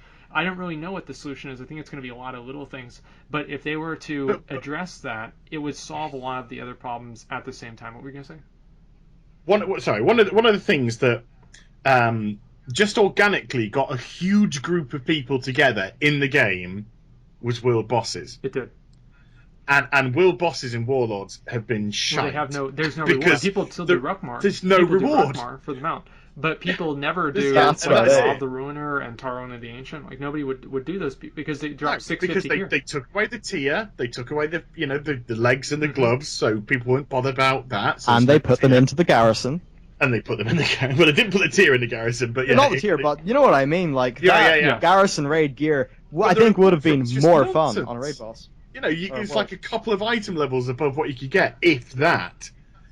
So there's no reason to do drop. There's no reason to do my precious unicorn down in the south. There's just no, and then half the people I don't think, because those two flopped so badly, half the people I don't think can be bothered to do Ruckmar even for the mount. Yeah. Yeah, I just see it there all day, just flying around. Nobody giving a shit. Go on, attack me! I see groups from occasionally, but yeah, I mean, like when it's not like Tuesday or Wednesday, I don't really see as many. And you're right. Like world bosses they're still camped now. The Pandaria ones, and the world bosses were it's got mounts. Yeah, exactly. Like I do them occasionally. Like I did videos where I kind of solo them and just like everything else like that. And so that is something that's a draw for people, and like kind of creating that replayable content and just like adding them out. And I always use this example with like how many people do Utgard Pinnacle Heroic every day for the Blue Protodrake? A lot of people. How many people do you think run Utgard Keep? Zero. Why would they do that? There's no incentive for them to do that. And they create like like there's like 17 different boar mounts or something like that, and which is ridiculous. With broken animations. Well, I actually like those animations. Remember we were talking about that? Like those little those baby. Those nubby little legs, like just go working their working his little fucking ass off. It's like he's trying. Like I busted my ass with his mount, and he's busting his ass for me. I don't mind that at all. I'm gonna drag this fat fuck all around Draenor. Yeah. Come on, make those legs move. Yeah, and like got spikes all over him. Like you're covered from all angles. Like I really did like the boars, honestly, as ridiculous as that sounds. But yeah, it's like back in Burning Crusade, all of the Nether Rays were from the Ogreall, and all of the Nether Drakes were from the Nether Drake guys. Yeah. And now you get a boar. Okay, you do a garrison invasion. Here's your boar. You want a boar for like 50 gold. Here's your boar. You want to buy another boar. Here's a boar. And like so you get all of these different boars. Is that like jumping the shark? Yeah. Why are the Arakoa? Here's another boar. Yeah. Here's another boar. Why are the Arakoa giving me a Talbuk? What the hell have they got to do with Talbuks? Why are the Order of the Awakened, or why are the Saberstalkers giving me boars? Do you know how long it takes to get those boars? 3 new factions which have been brought in. There's 3 boars between 2 of them. Do you know how long it takes to get that red boar, the hell boar? It's I don't know if I want to know. It's ridiculous. It is absolutely ridiculous. And yeah, it's the one cool that's what boar. I wish they would kind of like consolidate all of the mounts to like one different like type of reward, and like they have like the wolves, and so like I'm working now on like the infernal wolf for the gory of the Hellfire Raider, and it looks very, very different than all of the other wolves, and I will give that one a pass as it being okay as like a reskin or something like that. But a lot of the other ones, they all just really kind of look the same, and I wish that they were just all rewards for basically, from basically doing like one faction or something like that. Yeah. Rather than like having them spread out everywhere. It's one of those times when I think the store actually has eroded, and I remember I called this out back in the beta, and a lot of people were like, They said to me, "Oh, you crazy conspiracy theorist!" Personally, disliked the video and they left and never really saw me again. But the Dracorium is a place in Shadow Moon Valley. Now, what does the Dracorium do? They breed like the wee fairy fey drakes, dragon yeah. dudes. Yeah. Now, the Order of the Awakened, or not the Order of the Awakened, the Order of the Cloud Serpent. Right. Like, you went there, you did your Cloud Serpent, you got your Cloud Serpent. You did your Netherwing, you got your Netherwing. You know, it just seems like that was a store mount, or it could have been a rep that was world content. Obviously was, because you look at that person, that that Draenei girl, and she's got all of them around her. It's like, yo, it's like, I remember thinking like, yo, this is going to be the vendor. This is going to be the vendor. I'm going to buy the Fey Dragon. It's going to be great. You know, I'm going to have all these different colors. It's going to be awesome, right? And it's the same thing with Rylak. And like, I was so mad about the Heart of the Aspects being added in Dragon Soul, because if you guys don't know, there are 3 mounts in Dragon Soul: Twilight Harbinger, Blazing Drake, and Lifebinder's Handmaiden, and they were all basically just the 2008 Drake model with big stupid ass horns on its head, just different color. And then at the same time, they bring in this fucking badass, Heart of the Aspects, and it's like got this sparkly things coming out of it, and like you can see it in Battlegrounds, and it looks amazing. And I was so mad, I poured salt in my head for a video about it. I was that upset. I was just so angry that they would do that, and like they were rewarding people who were giving them $25, because I thought whenever I saw somebody, I was like, oh my god, it dropped. This must be so rare. And then I inspect this guy's guild name, and it's like this garbage fucking guild, and I'm like, and I just knew before I went to the store, I was like, it's in the store now. And like I was so upset. And I remember, I also want to this timeline here. Whenever the Celestial Steed was added, that was very soon after Blizzard merged with Activision, I believe. So I wonder if that was a coincidence. I don't know. Well, no, I think the claws are in, because I think the merger happened. What's the company called? Begins with V or whatever it is. Vivendi? Yeah, that's it. They're now independent, though. They've got nothing. Yeah. No, but at the time, that was what it is. Which I thought would have been great. But that was they merged towards the end of Wrath, I believe, is when they did, and then suddenly all we've seen since is the drop off in content. And the I will say it. And the extortion of the Blizzard store, because that's what we've got. We've just had an absolute influx of mounts, pets, vanity items. Buy a character for 40 quid at level 90. Now we've got the buyer token, and if you see the sort of progression of the Blizzard store, started off with a pet, then it went to a mount. Then it went to a vanity helmet. Then it suddenly went to a fucking level 90 character. The level 90 boost then it's now gone to game time. Thing? Do you think that the level 90 boost is a bad thing? I think they could have solved the problem with game design. Inconsequential now. But I think it's said to them. I wish they had. It seemed to me. It said we don't care about our It seemed to content. me like it was a necessary evil, and I was originally like very much against it, and I thought about it a lot, and I was like, this probably really does need to happen. And it gets people into the game faster. I think they could have fixed up the leveling a bit more. Like, just a quick example, you could do a lot more and like a lot better without really doing that much work. But right now, you do like Outland 58 to 68, then 68 to 70 is or numbers 80. Yeah, to 80 is Northrend. They could make it so that you just choose one of those expansions and it gets you to level 80. I think they could do some little intelligent things like that where it doesn't compromise the quality of the content, so you're not rushing through both of them super quick. No, you do one at the intended pace, and that just covers all your levels. I just wish they maybe had have tried to think of a game design way to get around the leveling problem, rather than just immediately jump for the monetization option, which, let's be honest, is the easiest way to fix that problem. Way as well, and it's the most profitable way. Yeah, it's the most profitable way. Yeah, of fixing the problem. store mounts have always been something I've intensely disliked, and I kind of feel that as a subscription game, paying a subscription is like kind of.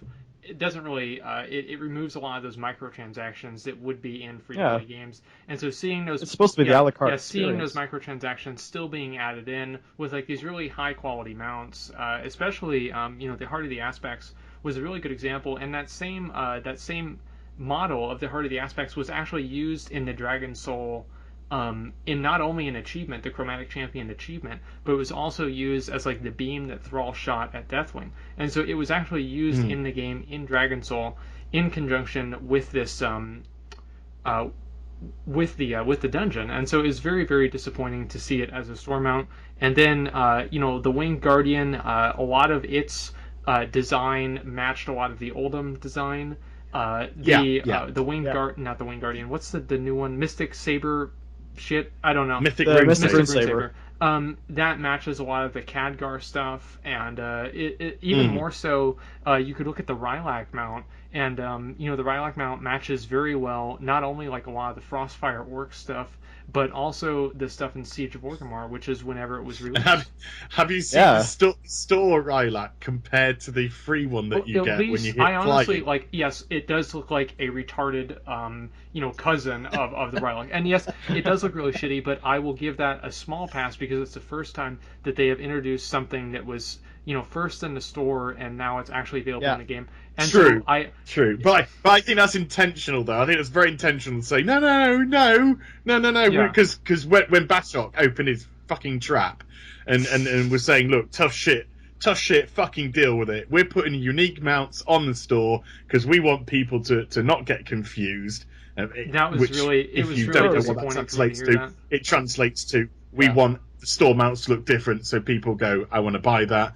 And he said, you guys are going to get fucking recolors. Well, I think that was the question that I asked. That was the question I asked with the Heart of the Aspects. Is it who would pay if you had two of the other ones in the game and you had the Heart of the Aspect in the game? Who would pay to buy this reskinned Drake with these oversized horns? And you take the amount of people who would pay for that, and then compare it to how many people would pay for this new, unique, exotic, golden dragon mount that looks like nothing else in the entire game. And I wonder which one people would be more attracted to buying. And big surprise, that was the one that ended up in the store. The same as the the Laughing Skull is the equivalent of the Shatari Defense. And Shatari Defense, they get the Armored Elk. The Laughing Skull, to the best of my knowledge, don't really get that. They don't get mounted at all. In fact, they're don't they get a wolf? I thing think they get a wolf, don't they? Do they? I don't even know, but they don't get the the mount that you get from the store. Right. You still of course, get that would be what I was talking about. And I actually told people in the video I talked about that. I told them though I would stab a fork in my arm if that was a store mount. And I've welched on my promise because apparently there's a part of the YouTube thing where I'm not supposed to do that. But I really felt like it. I really did, because it was so frustrating because this mount was really, really cool, and like you can already tell it's like at the point to where you can tell that it's going to be a store mount because it's really well produced. I mean, that's really disappointing. And honestly, I think that's probably one of the main indicators to me that there's been so much more of an emphasis on treating people like customers and not as players. Well, I have quite literally said that. Like Mike Morheim was saying on his on the most recent earnings call that we've lost players, but revenue is stable because we've been making more money off the ones that are left. Yeah. And if you think about, like, say, going back to the actual content of if you think about 6.1, how much, like, if during that period of time I was able to do the Order, not the Order of the Awakened, the Order of the Cloud Serpent, something the equivalent of that. Maybe that could have been the time when I was done, like, progressing my character, that stuff was finished. Now it's time to go do Netherwing, get myself a mount, and maybe that'll take a month's time, but at least that's something where, like, I'm doing something in the game, not because it's required, but because I think it's a cool as shit mount. And maybe after that month, that's when 6.2 comes out, or maybe, by just removing those mounts from the world and removing the content that surrounded them, I think that's what a lot of people, I see a lot of people sort of defend the store and just say, oh, they're just cream on top, they don't really matter. Well, if half, even if half of those mounts were, I did a big video, my kind of tin hat video where I used some very extreme examples. By the way, I have just checked online. The Laughing Skull Quartermaster reward is a wolf. Oh, good. Of course, they're known. It's not even the mount that's indicative to the Laughing Skull, which would be the Ravager. If you want that one, you have to pay $25. Yes, it would be the Ravager. And I did the tin where I used some extreme examples where the Blizzard store can start to dictate content. And although it was an extreme example of what I used with the way that it pecks this crystal, and you can now buy it with gold, and lo and behold, they've just suddenly put the Blizzard, the token on. I think there's a lot of truth to how it dictates content, because we have 10 store mounts on the game at the Blizzard store at the moment. That is 10 pieces of content which could have been created around that mount as the ultimate reward. Yeah. And that is taking physical content out of the game for that profiteering element of it. I've used that exact and when example. you look at something like Warlords and how devoid of content the outside world is, and how there's no reason to get out there and do stuff unless you want to rep grind or AP until your heart explodes, then you have got to look at these other forms of content. There is no diversity, there's no choices in the game anymore. It's not as if I can say, I'm top level, I'm going to do this, they're going to work on my professions, We can't do that anymore. It's so streamlined to you raid or you grind. And that is it. The Blizzard store can easily start to dictate content in a far more aggressive way. Was whenever they introduced the helmet cosmetics, and because that was the first time that something that happened. I'm very glad that they haven't done anything similar to that. But I do want to ask a question. Do you guys think, what would be an example of a microtransaction that you would like to see in the game of any sort? A refund. That's good. That's good. I did not expect that. That was really good. Am I forced to say that there's one that I would like? Well, I think that there are a number of ones that I would like, and so I could say what I think would be good. So if you go first. How about extra slots for void storage? Extra tabs for void storage? I think I'd rather just have that be a thing that you can get in the game, because like extra character slots and things like that. I mean, if it's Guild Wars 2 and I'm not paying a monthly sub, then I'm cool with a little bit more monetization like that. If I'm playing, I don't know, Star Wars The Old Republic, it's a free to play, I'm okay with buying another character slot or something like that. Right. I think when it's a subscription game, that's really when all of the base functionality and the base services should be included in the overall kind of package. I agree. And that said, I'd like more slots and I'd like more character slots. And would slots. You pay money for that? I wouldn't. I would pay a lot of money for that, more than I'm paying for the store I'd pay because I want it. More than I'm paying for the store match, which is $0. And I think that would be an ethical way. I'd want to see a wardrobe brought in. Some sort of wardrobe feature that could operate almost like a tab feature, which would put your garments in, so it didn't take up gazillions of slots. There is kind of alternative ways of sort of doing this. But in the instance of this being that not really being an option or something like that, I would really like to see if I could buy an extra tab of void storage for $5. If I could do that, I would buy 10 right now, and probably not 10, but I would buy 5 or something like that. And if I'm paying a subscription fee, I don't want to pay microtransactions on top of it, because that's the whole point of my subscription fee. I understand that, but these are things that, because they've already provided a lot of storage within the game. But if you want to buy even more storage, it's like Path of Exile does this, and I would consider this a very ethical microtransaction that allowed people to store extra gear so they could transmog it, and no content would really be lost. It would just be basically you're paying for extra server space. And I don't really see that really being a bad thing. Well, first of all, the server space thing is... There's not really a physical cost in that that's too large. Though I do agree that if there were to be... If it was that versus store mounts, I mean, I'd take that every day, because it doesn't actually affect stuff. And it is a true point that, we do get 11 character slots, enough for one of every class. It's not like we're playing Star Wars, we only get 2 or 3 for free. I still wouldn't prefer it, but it's the sort of thing I'd rather have that over actual content-related things like mounts. I would pay for those things. I would pay for extra character slots.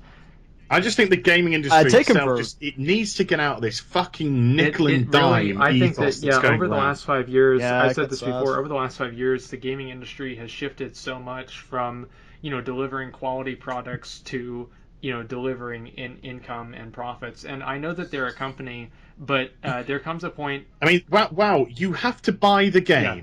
You have to buy the expansions, and then you have to pay a monthly fee. So I'm forking out £50 for the expansion.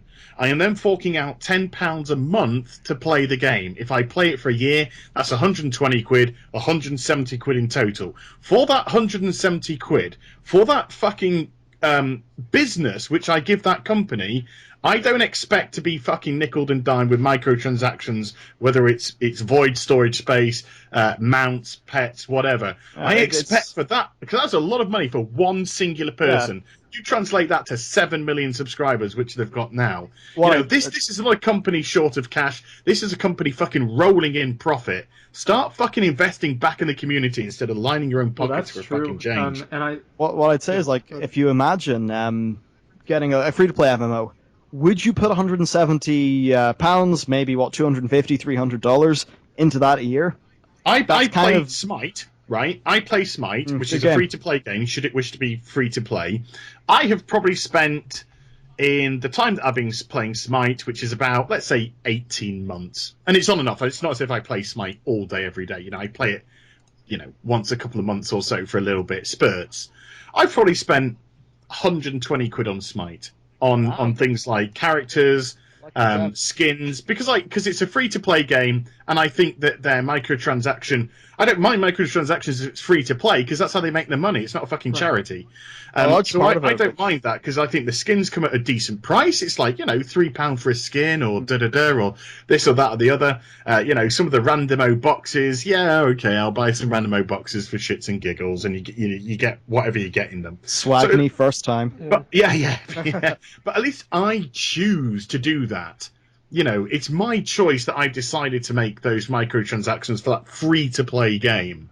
Yeah. So I have invested, I have decided that I am quite happy to have paid that 120 quid, whatever it may be, in 18 months. But I'm not paying for the game, I'm not paying for the expansions, and I'm not paying a monthly fee for it.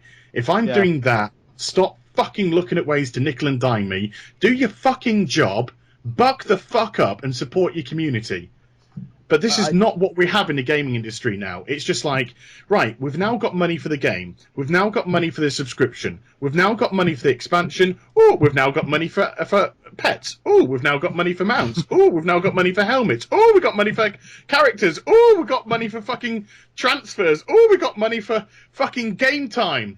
And then the next thing that they're thinking is, what can we do for our community? The next fucking thought in their brain is, where is our next money coming from? What's our next microtransaction to try and fucking nickel and dime people? This is why gaming industry is going to fucking implode on itself. And I agree with you that, and I think one of the biggest reasons that that's happening is the rise of pre-ordering, and so people are paying for a game and they're securing a sale. And this happened with the Halo Master Chief Collection, where whenever it was released, the multiplayer didn't even really work that well.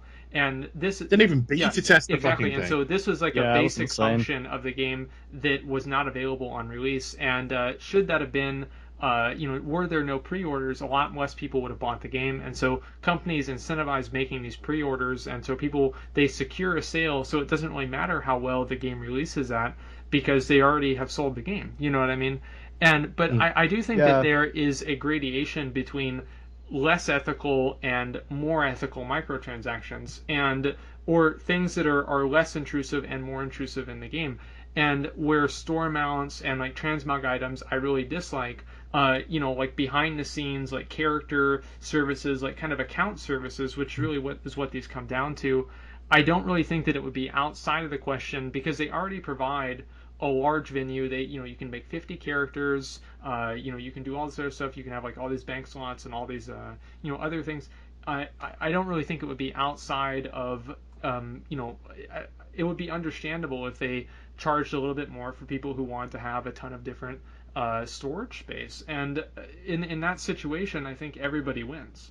And if you were to give me the you're never going to turn me on this. You are never, in a month of Sunday, it's more on a subscription-based game, ever going to turn me on to microtransactions being ethical or unethical. This is not really a microtransaction. This is but it is. You're paying money to have more storage put into the game. Right. It's more of an if I'm paying a subscription fee and there is so much to collect in the game that I am running out of storage. Right. Put some more fucking storage in for me. Then you get to the issue where do they put a lot of effort in to really make like an awesome storage system or really revamp bags? Because if you could just buy double bag space, then they have a financial incentive not to patch up that problem. That's the one bit that worries me. That is completely true, and that's an understandable. Coming next expansion, the paid tabard tab microtransaction. Yeah. It's a great way to store all your tabards, only for $9.99. Reddit would lose its shit. So what we're gonna have is that is the slippery slope that this opens to. This all boils down to that one day that Bethesda launched fucking horse armor. It all boils down to that common denominator.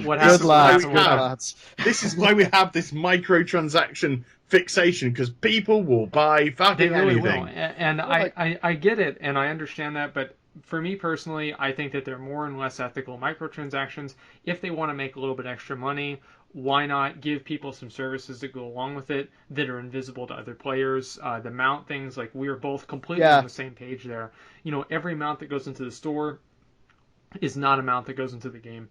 And it's a disappointment every single time I see. But we do pay microtransactions. We pay a monthly subscription, and we pay for the expansions. Right. They are transactions. They are microtransactions that follow the core of a singular game. No, I understand. And that's where the content should be encapsulated in. We have already had this expansion, an increase in the subscription fee. In my country, the UK, it's gone up by 10%. It's gone up in other countries. I think some countries even more than 10%. Last year, towards the end, we saw the increase in paid services in the game as well. Everything went up by about £1 or so. Just a little bit more on top of that. This expansion released. It's like 17 quid for. I think that has to do with stuff went up over here. I know that. I remember whenever it happened, but I think that a lot of that might also have to do with how that currency is valued, economically. Because there is some stuff with value-added tax here. It did not happen. I think has an effect. It did not happen in the United States, and so I do think that does have to do with the economy of that region, and also then we have the increase in the expansion to incorporate the free level 90. I'd say, like, as much as we could probably run around in circles for years about this stuff, but a lot of these wouldn't really be, I think, as big complaints or issues if, this was, say, a 2-year-long expansion that had a 6.2 that made some, it had some new ideas, maybe a new, like, treasure trove thing, a new way of doing quests, if it had more content, then we wouldn't really be at this stage. So I think the main issue is still that the kind of the base package of the game is, right now, it's just a bit sparse.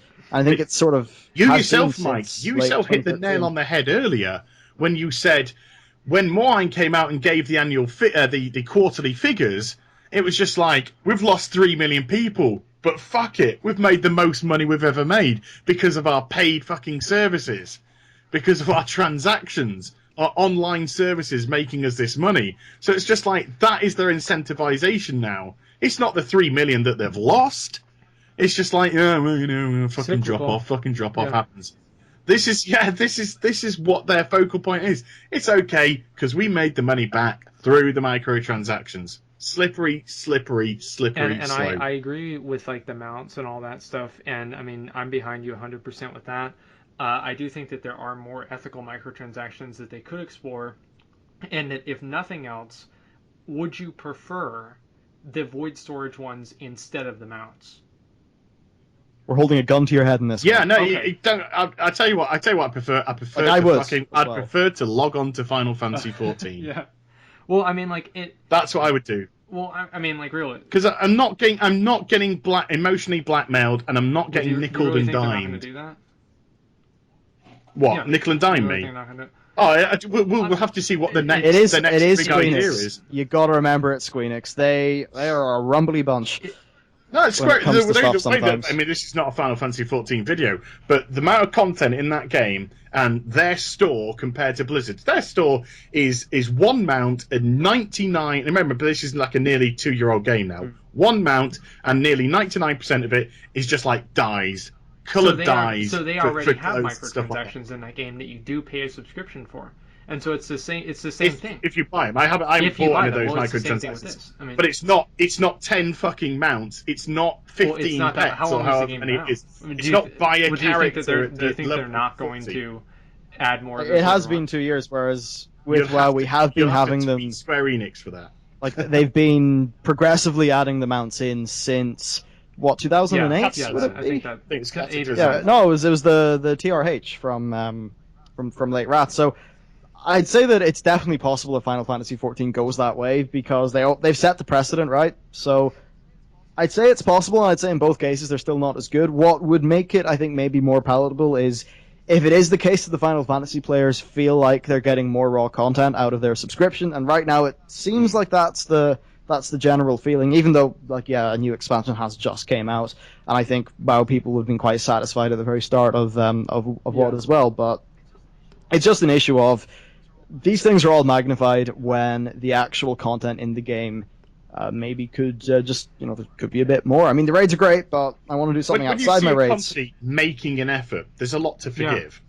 When you see a company looking after you, there's stuff you can forgive or just choose to ignore because you know that you are being looked after. You know that you have X, Y, Z to do, and you're not feeling as if they're trying to mislead you. You don't feel as if they're trying to cap how you play. They're not trying to force you into going to a store to buy stuff. They're not trying to do any of that. So if you've got plenty of stuff to get on with, you're happy as Larry. You're happy as a pig in shit. I don't feel in any shape, way or form when I hit level 100 in Warlords of Draenor, I have been looked after by Blizzard. I don't feel in their endgame content, I don't feel in 6.1, and I don't feel in 6.2. And then to have almost a full stop, because we can't say for sure, to have almost a full stop stuck on the end of this now is fucking insulting. I think it's insulting. Doing that, I think it sort of punctuates maybe worries that people would have had.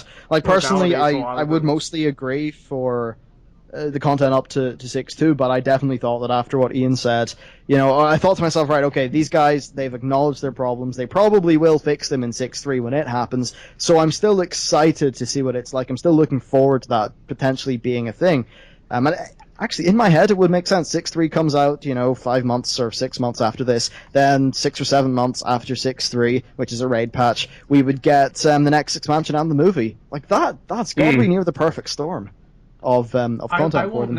I would not necessarily say that the movie it would have to do really with content in the game, but I'm interested to see what the movie's going to be. I really hope it's not like the Dragon Ball Z movie. Well, you just think of the Duncan press. Jones. You look at the press that World of Warcraft got when Warlords of Draenor released, when the 2.7 million people came back to the game. It was getting press everywhere on sites which wasn't even talking about the World of Warcraft, on Digital Spy, on front page of MSN and Yahoo's. It was everywhere. God, World of Warcraft. Yeah. That was unbelievable publicity to them. Unbelievable publicity for them. They're coming into one of their biggest ever ventures next year with the Warcraft movie. And although the Warcraft movie doesn't have a direct correlation to what's going on in the game, if they launched a new expansion and got 2-3 million people back a few weeks, a month or so, whatever, before the movie releases, then that is going to snowball. People are going to see Warcraft this, Warcraft that. The game's doing amazing. Millions of people return. Everything's hunky-dory. Penises grow. It's just going to be like all of this. And people are going to go, oh, do you know something? We should probably check out that movie. There is going to be a knock-on effect because of it. There is going to be a residual effect. And I think that, they will advertise each other for sure. But I'm not really going to say that the WoW movie has anything to do with the content that's being added into the game. But what I do... No, it's got nothing to do with the content that's added to the game, but it's got a huge thing to do with a synergy between getting people excited for the game, getting people returning to the game, and getting them to sit down with popcorn and Coke. Yeah, if there is a time in 2016 to release the expansion, it probably is in around the time of the movie, just because everything lines up. And I still think the movie will be great, and what's good about the movie, too, is it's a Duncan Jones film, so... Even people who have never heard of World of Warcraft but have enjoyed Moon and enjoyed Source Code, critically acclaimed director, the movie crowd, the movie buffs, will see this movie because it's Duncan Jones. So I think there's definitely a really big potential. If they were to line that up, maybe they will, They maybe have they some won't. pretty good actors in there as well, and so They really I do, have yeah. at least high hopes. I was hoping that they would explore the Arthas story, but I'm very curious to see how the Lane and Orgrim Doomhammer. I think they have to Yeah, set up yeah, and I wonder everything first. if this one goes well, will they make another one? And I really hope. I guess like I'm excited about it, but I'm also a little bit. I don't want to get like too excited about it in case Yeah. it becomes disappointing. But Have you seen Moon I've or seen Source Code? and Yeah, Source Code is both. pretty good. Oh, okay. Moon, I'd say, is like magnitudes better. It's worth you checking out Moon. It was the director's first film, and I'd say like, it's one of my favorite Yeah. movies ever. It could be really good. And what I think convinced me about Duncan Jones helming it and the particular setting of Lane and Ogrim is they can definitely like. I think he is the one guy who can nail the duality of the Alliance Horde stuff. Yeah, I really hope that So I think it'll be a good they movie. encapsulate that and really kind of take like the spirit of it. And I'm waiting to see the trailer. You know, I really wish. I don't know why they didn't show the trailer at BlizzCon. I was really kind of shitty, but whatever. Duncan Jones agrees. Anyway, so Yeah, one thing yeah. I do want actually to kind agree of with like, since that. we're getting to 2 hours here, I do want to kind of oh yeah, I do kind of want to have like a bit of a, not really closing statements, but just like tying things up. And so, what do you guys think? Like, what are like some of the good things with Warlords of Draenor that they've added? But really, most importantly, what do you want to see going forward? And I think that that's the most important thing. For All right. Well, suppose quickly going through the good stuff in Warlords. I think Raid's going to continue on being awesome. That's great. Mythic Dungeons. I would have loved some new dungeons, but I think it's a good precedent. Maybe they'll do more with it in the future. So that's definitely a plus. They've shown they can still make it a brilliant world. They can do fun quests. They've shown a lot of good quality stuff. And while the Apexis sucked, while the endgame world content sucked, while so many things were cut and rushed, I think they've learnt their lesson for some of the main issues, like the Apexis dailies. And, if Ian has said, oh, we've learnt the lesson about the Apexis dailies, and then doesn't actually do anything about it, then, of course, we'll see, because actions speak louder than words. So I think Warlords they'll learn lessons from it. I think it's, right now for me, it's not really stacking up as well as MoP really would have had, because there are still times in MoP, like, where I would be going around the world doing things, and that's not really happening as much now.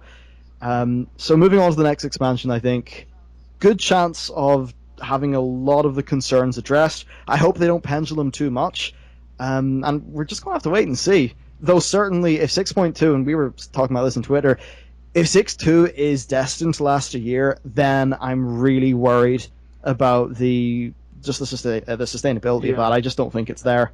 And they were actually talking about. Corey mentioned this in the same interview, the idea of having a second level of Warforged onto the Mythic Dungeon gear, so that basically you could grind them out for your first level of Warforged and grind them out trying to get the second level. No. Yeah, oh yeah. God. So I worry that there'll be a lot of that going on, and we'll have to wait and see, I suppose. Only time can tell. They've got the potential to learn a lot, so I think that's mainly my closing thing. I just hope they do, because I do like World of Warcraft. Oddly enough. No. Look, it's just the internet that gets all fucking. Oh, you hate WoW? Why'd you play it? If we didn't give a flying fuck, we wouldn't say anything at all. We'd be playing fucking COD.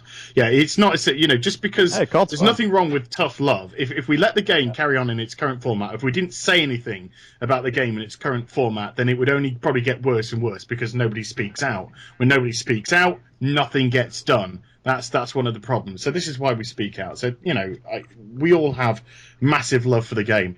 The leveling up was fantastic. And without trying to belittle the leveling up procedure, leveling up is easy, because you are just churning out content for people to do, because they're going from quest to quest to quest to zone to dungeon to final boss of the zone, whatever it is. So there is in essence an easy thing about leveling up. You've got a not a cushy job, but you've got one of the better jobs there, because it's a means to an end and there's always going to be stuff to do. So in that respect, it was fine. The end game, fell apart at the seams. Absolutely fell apart at the seams. Seemed to have no direction. It seemed to have no care, no attention, no thought, no nothing. There was a really apathetic feel to it. There was a really sterile, empty feel to it. The lack of narrative just threw things off completely. The garrison campaign missions didn't work because they were so disjointed. And I am not so optimistic because of these words that keep coming out from Blizzard. Oh, we're looking at another way to add a level onto this. We're looking at scaling technologies for dungeons so they can only churn out a few and then just keep scaling it up as expansions go on. So we're still doing the same old and not getting anything new.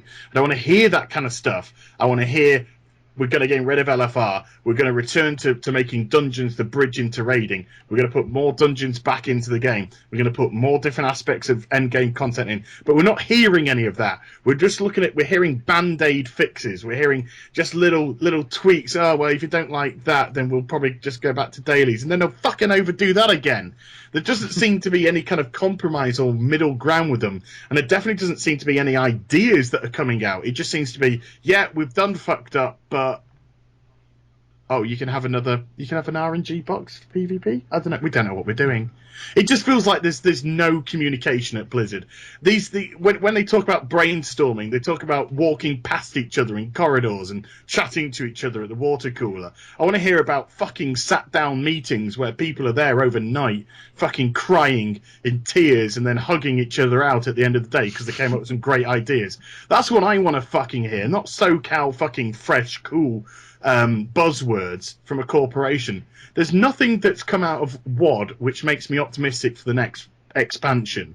And that's not me being overtly negative.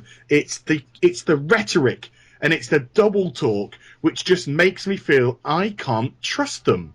I can't trust or believe in what they're doing because they're not talking to me straight.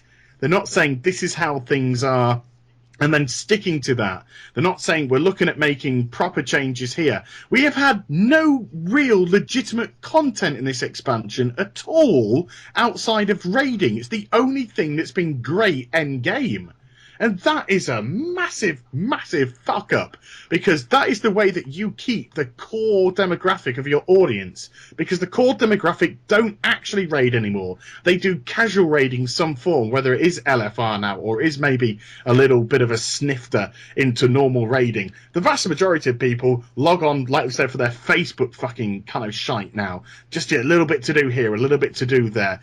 There is something wrong in Blizzard Entertainment at the moment, and I don't think WoW's going to get any better until that's sorted, whether it's the communication, the management, or Activision. But something there right now stinks. It's got to be something, and I really wonder what what it is. And that's what I every single day I wake up and I check, whenever I get a chance, I check on like the different forums and I say, has anything crazy happened? And that was kind of how I found out about that interview.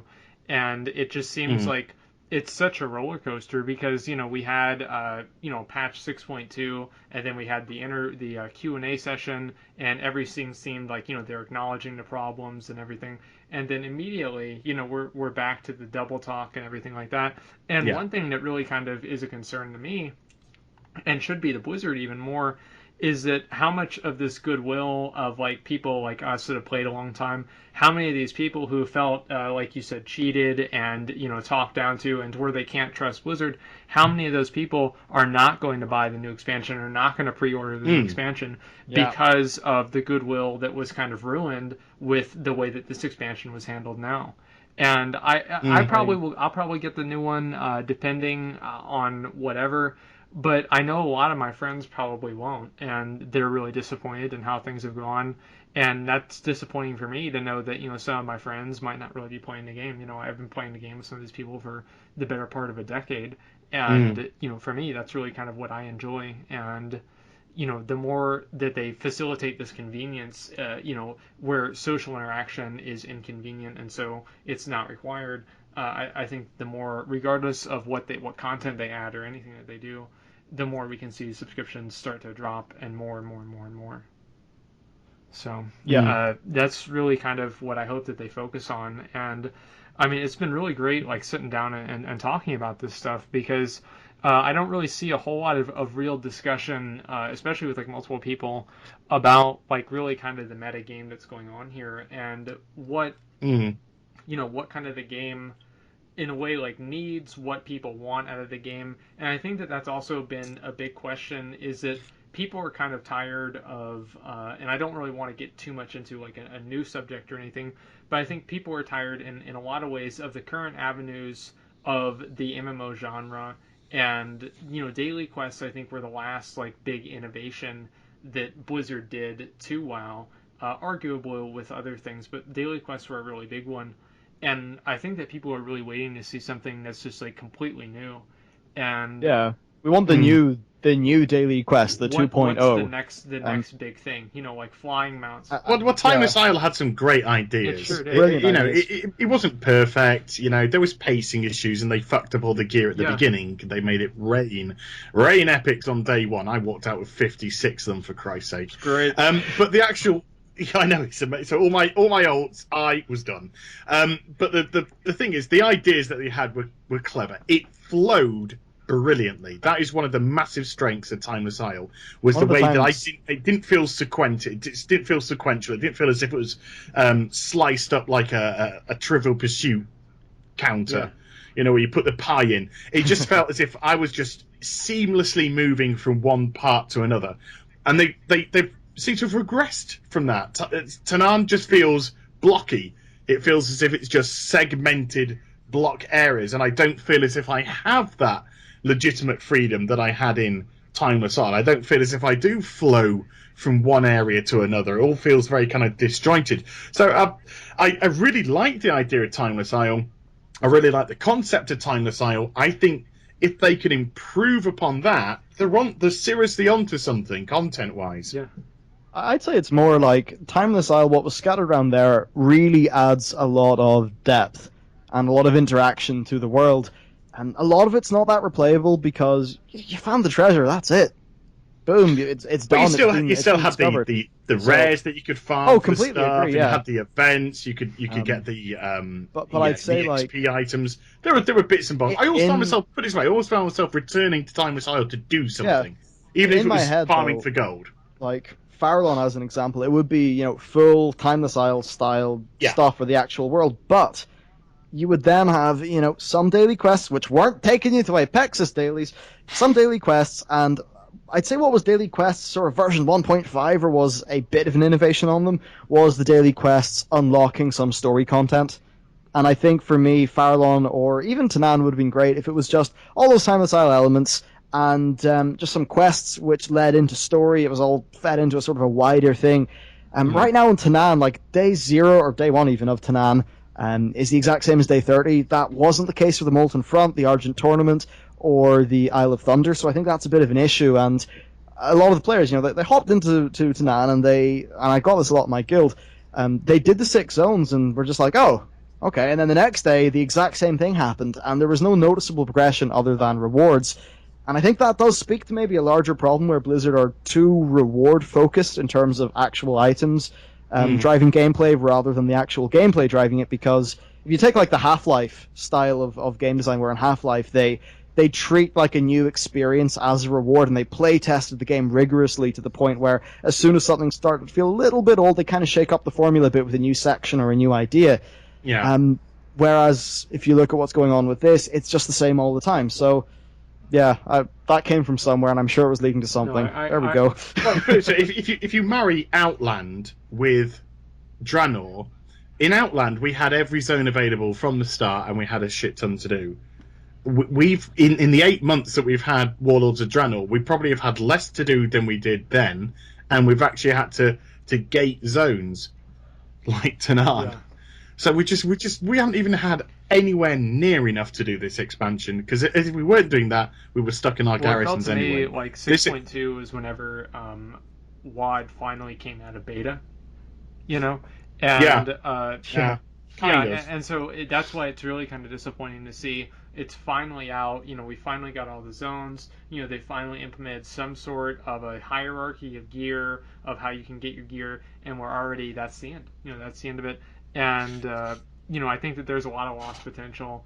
And put it this way: if Tanaan had come out as it is now on release, okay, and you did have certain areas that were like AP dailies, it wouldn't feel too bad if they like got rid of the AP dailies from around the world, let's say, or maybe just had a scattering of them, and then where they had the other AP dailies, they maybe had hubs which had short, succinct, few daily quests.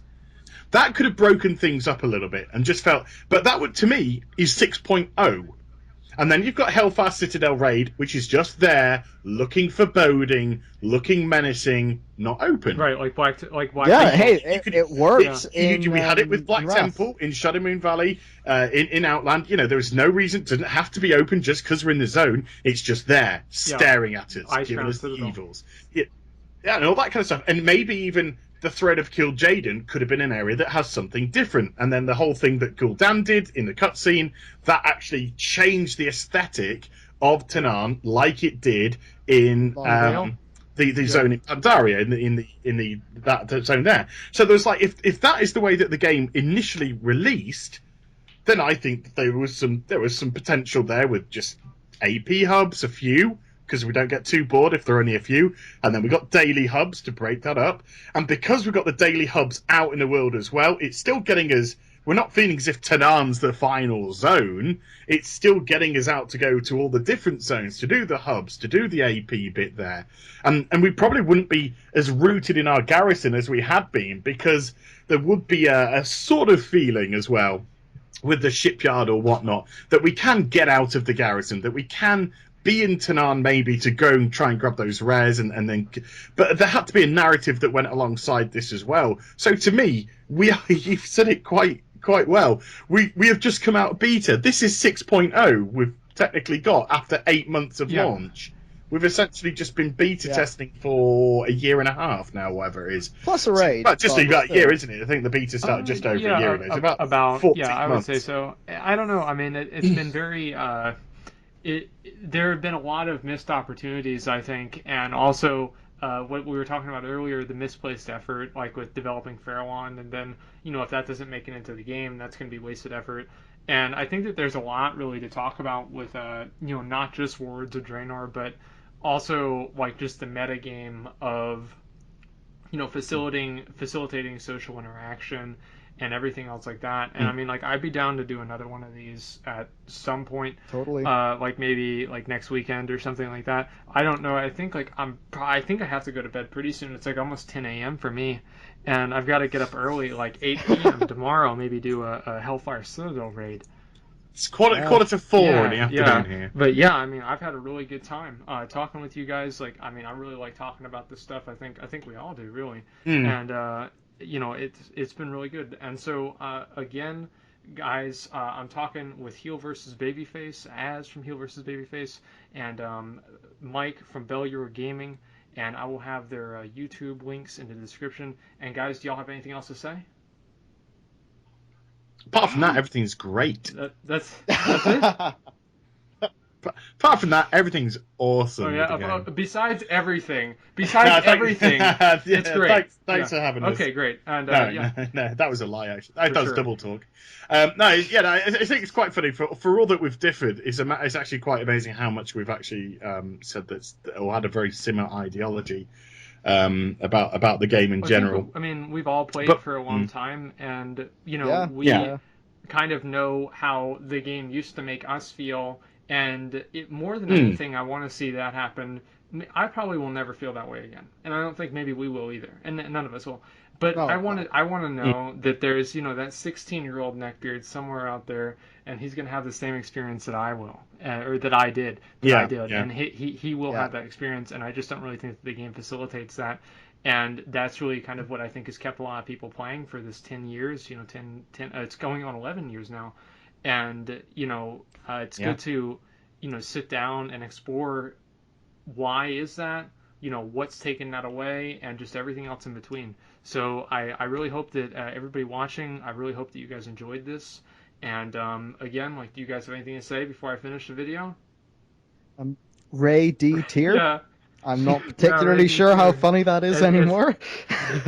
Certainly great fun though being on and actually talking about this stuff long form. Maybe next time. Maybe next time we'll do this as a stream. Like, I don't know, like if the YouTube gaming Yeah. thing is gonna happen, but I could do it Stram. on like Twitch TV or something. But anyway, that's pretty much it. Thank you guys for watching. Don't forget to like, comment, and subscribe to all of us. And don't forget Bellulargaming and Heel versus Babyface. And so that's pretty much it. So, Hi. yep, hi. Bye. It's bye at this point, bye. And so anyway, yeah. Hi and bye. Thanks for watching.